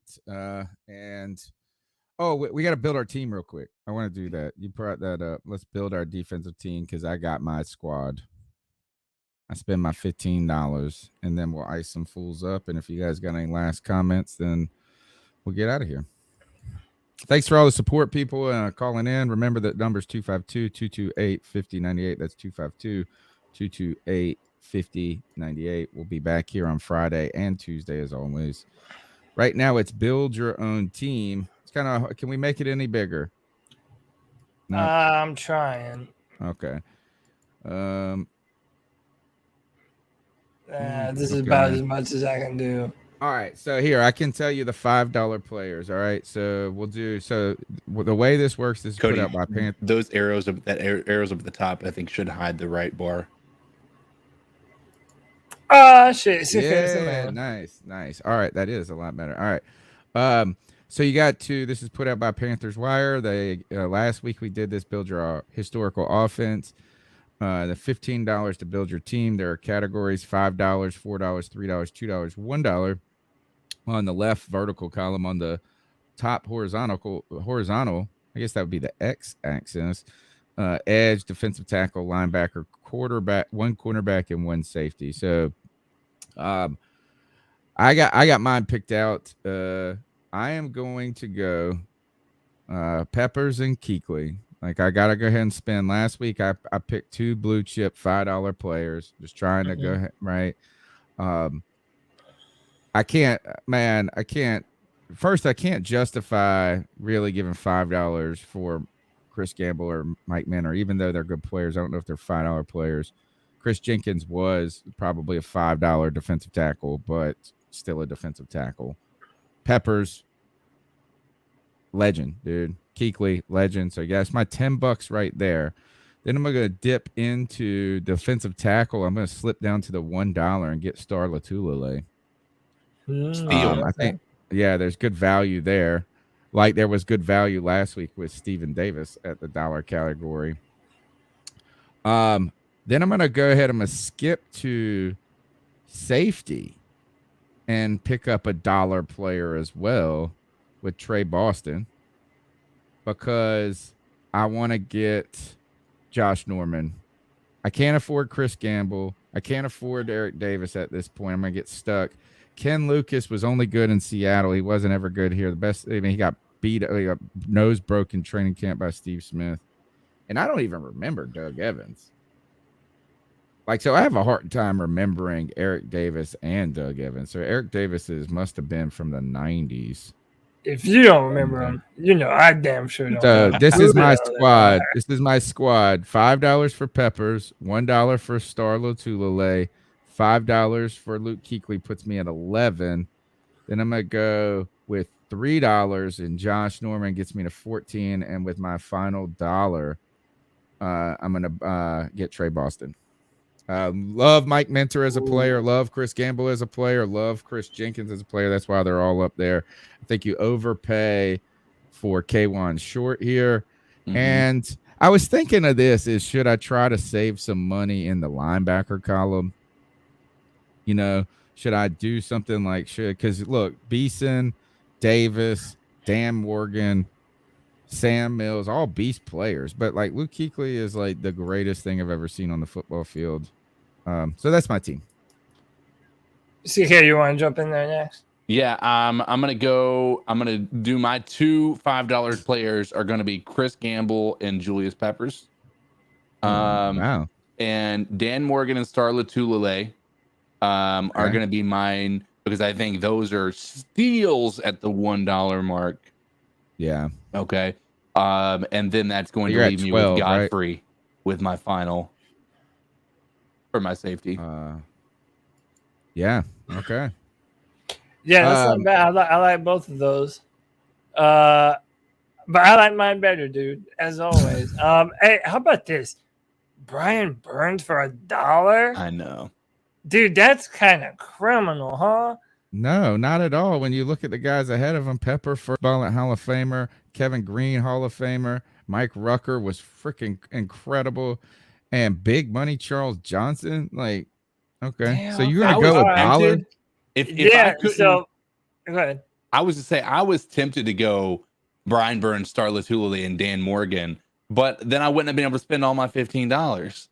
So, well, by the way, I don't think that you have to spend 15. I just think that you have $15. Right, but so if for I example, was gonna, if I was going to take if I was going to come away with money extra, I'm going to take the more dominant pass rusher at Julius Peppers, who is by far, at least early on in Julius Peppers' career, head and shoulders above what Brian Burns has been. Okay. All right. He had 12 like stacks in 12 games his rookie year. Who Julius Peppers? Yeah. He played he was suspended for 4 games. Denying the greatness of Julius Peppers, but I'm gonna switch it up here, man. Right. I'm going Brian Burns. Number one, I'm gonna take Brian Burns for $1. All right. Then I'm going K1 Short for $4. Okay, right. so that's 5. I love KK. I'm gonna spend another 5 on 59 because I gotta have my man Luke Kuechly, right? So, that's at 10 now. Yeah. I'm spending $3 on Josh Norman. Oh, and you're gonna get. And I'm gonna spend $2 on Chris Harris. Okay. Interesting. Now, originally I said Trey Boston, but just to spend all my money, I'll go Chris Harris over Trey Boston. So my final roster: Brian Burns, K1 Short, Luke Kuechly, Josh Norman, Chris Harris. All right. That was fun. We got a lot done tonight. All right. That's the C3 Panthers podcast brought to you by CarolinaCatChronicles.com, where every Tuesday night we chop up the latest Panthers news and opinions from the fan perspective. The final segment of our show is the Ice Up segment, where we tell someone to ice up, toughen up to get it together. I'll open the floor to you guys. Anybody? CK, you want to go first? I've got mine is less. Mine's just again, obviously a attacking woke culture. But I had put one in the DMs about maybe last week. It was a picture of a guy who it's a university ad, and this guy is like it's clear that this guy is the middle of the conversation piece. Like he's the one directing it. It's like clear all the women are paying attention to what this guy is saying. Well, somebody on Twitter wanted to post this and quote, "I didn't know you can get a master's in mansplaining." And it's just such a like. Yes, we have. They've been doing it for 100 and for 5,000 years. The thought, master's degree in math. Right. The thought this that is the I photo, have, right? Right. Yeah. That's exactly.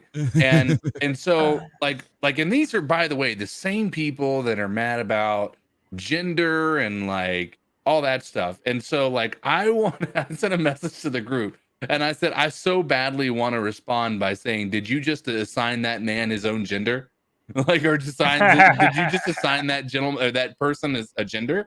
Like, just because like those are the exact same people, right? That say like this is mansplaining, but also you shouldn't assign people's gender, but you're assuming that he identifies as a man, so you're giving that person a gender by saying that. Like, it's just.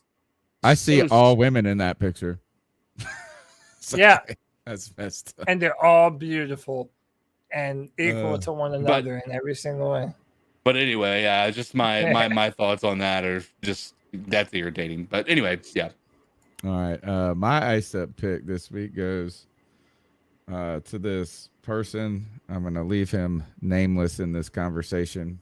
Who came over and hung out at our pool yesterday, and I've only met this person a couple of times, and he's always been nice to me in a way, like, or in these 2 times, he's always been nice to me personally. But I gotta say, this is a weird, there's a couple of weird things that have happened in like conversation openers this week with me and some people. And we're sitting there just hanging out, and he comes over loaded. I mean, loaded. And to the point where it was like, my wife was like, he keeps messaging her, coming like this and that. So my wife she doesn't say no, Anyway, so the dude walks in. First of all, struggling bus, like and it's like 3:00 in the. I was like, how do you get like this quick? Wearing a free hot dog shirt with an arrow down to his junk. Like, just bring your own buns. I was like, you can't make it up. He really had that shirt. Yeah. And he goes, so he's sitting there. I mean, he's just hammered, dude. And he goes, I know you're the same opinion of me as me. And I was like, all right. And he goes, shoot first, ask questions later.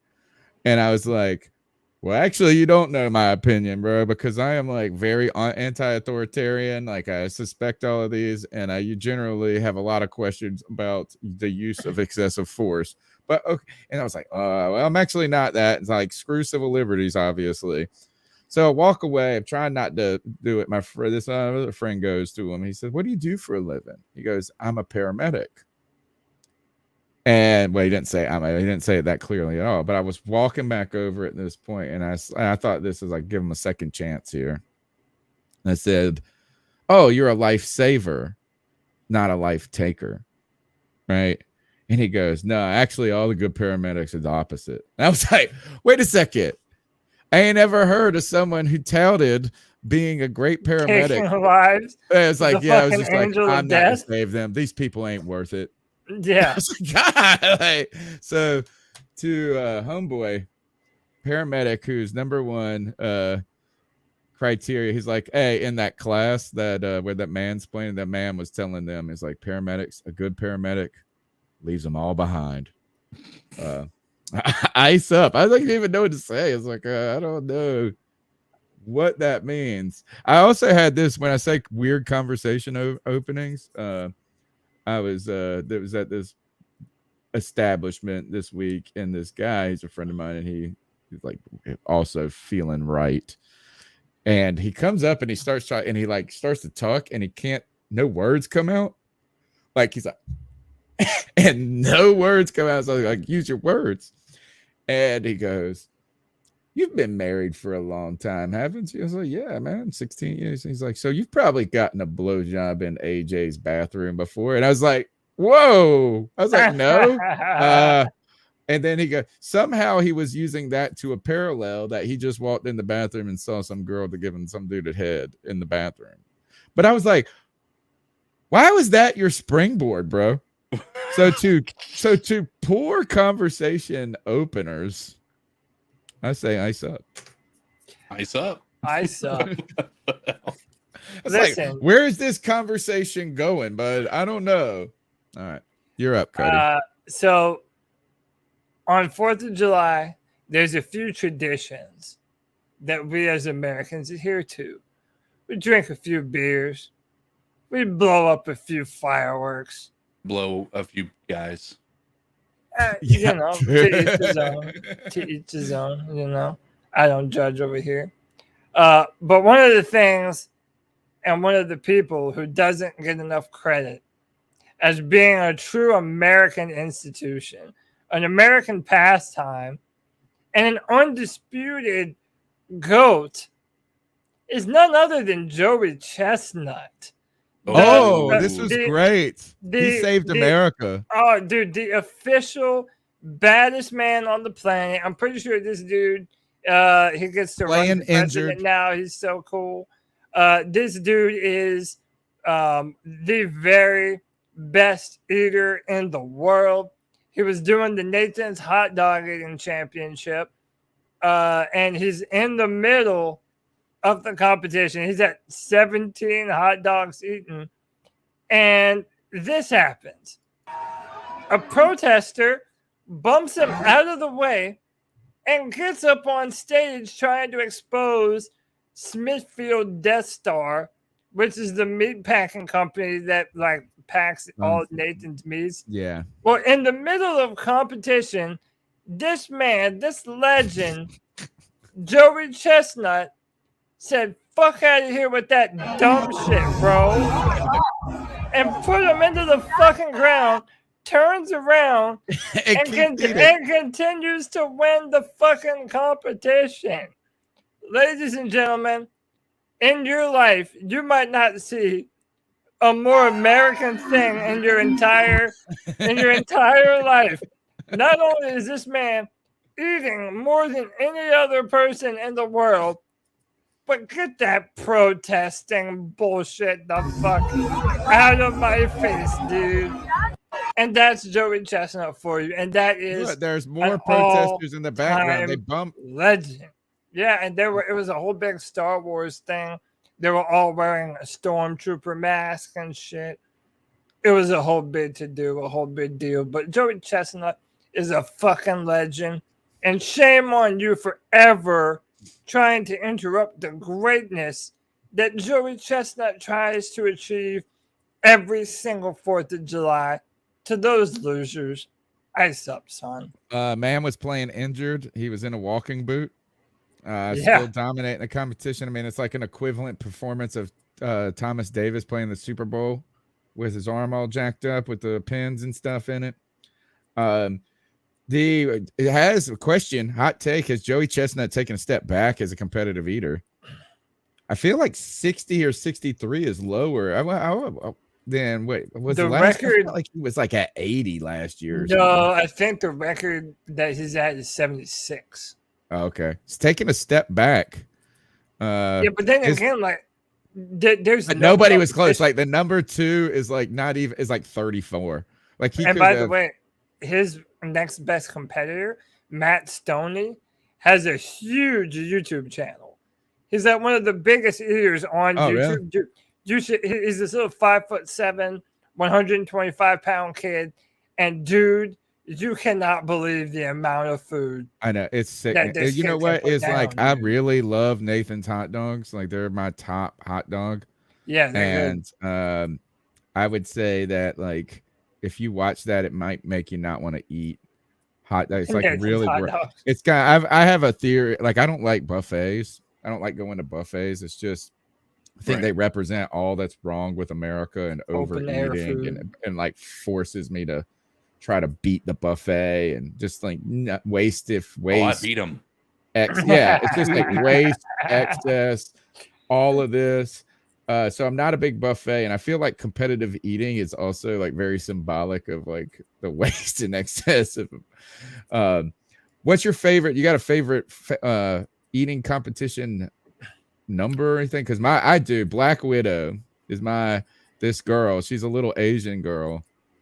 And she holds the record for spaghetti, and she ate like 13 pounds of spaghetti.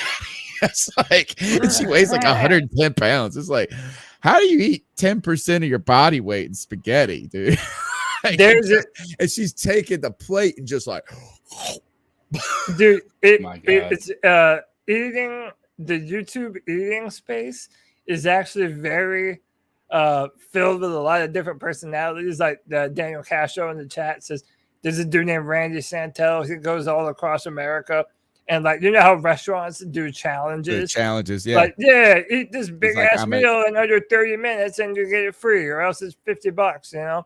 Well, he does a lot of them. There's a dude named Joel Hansen. He eats a ton of fucking food. Again, if you haven't checked out Matt Stoney, dude, Matt Stoney is incredible. Like, by the way, who are these? Randy Santel, and Matt Stoney. I need some. And Joel Hansen. Joel Hansen is another one that can it's just gonna eat gross me out. crazy food, dude. Right.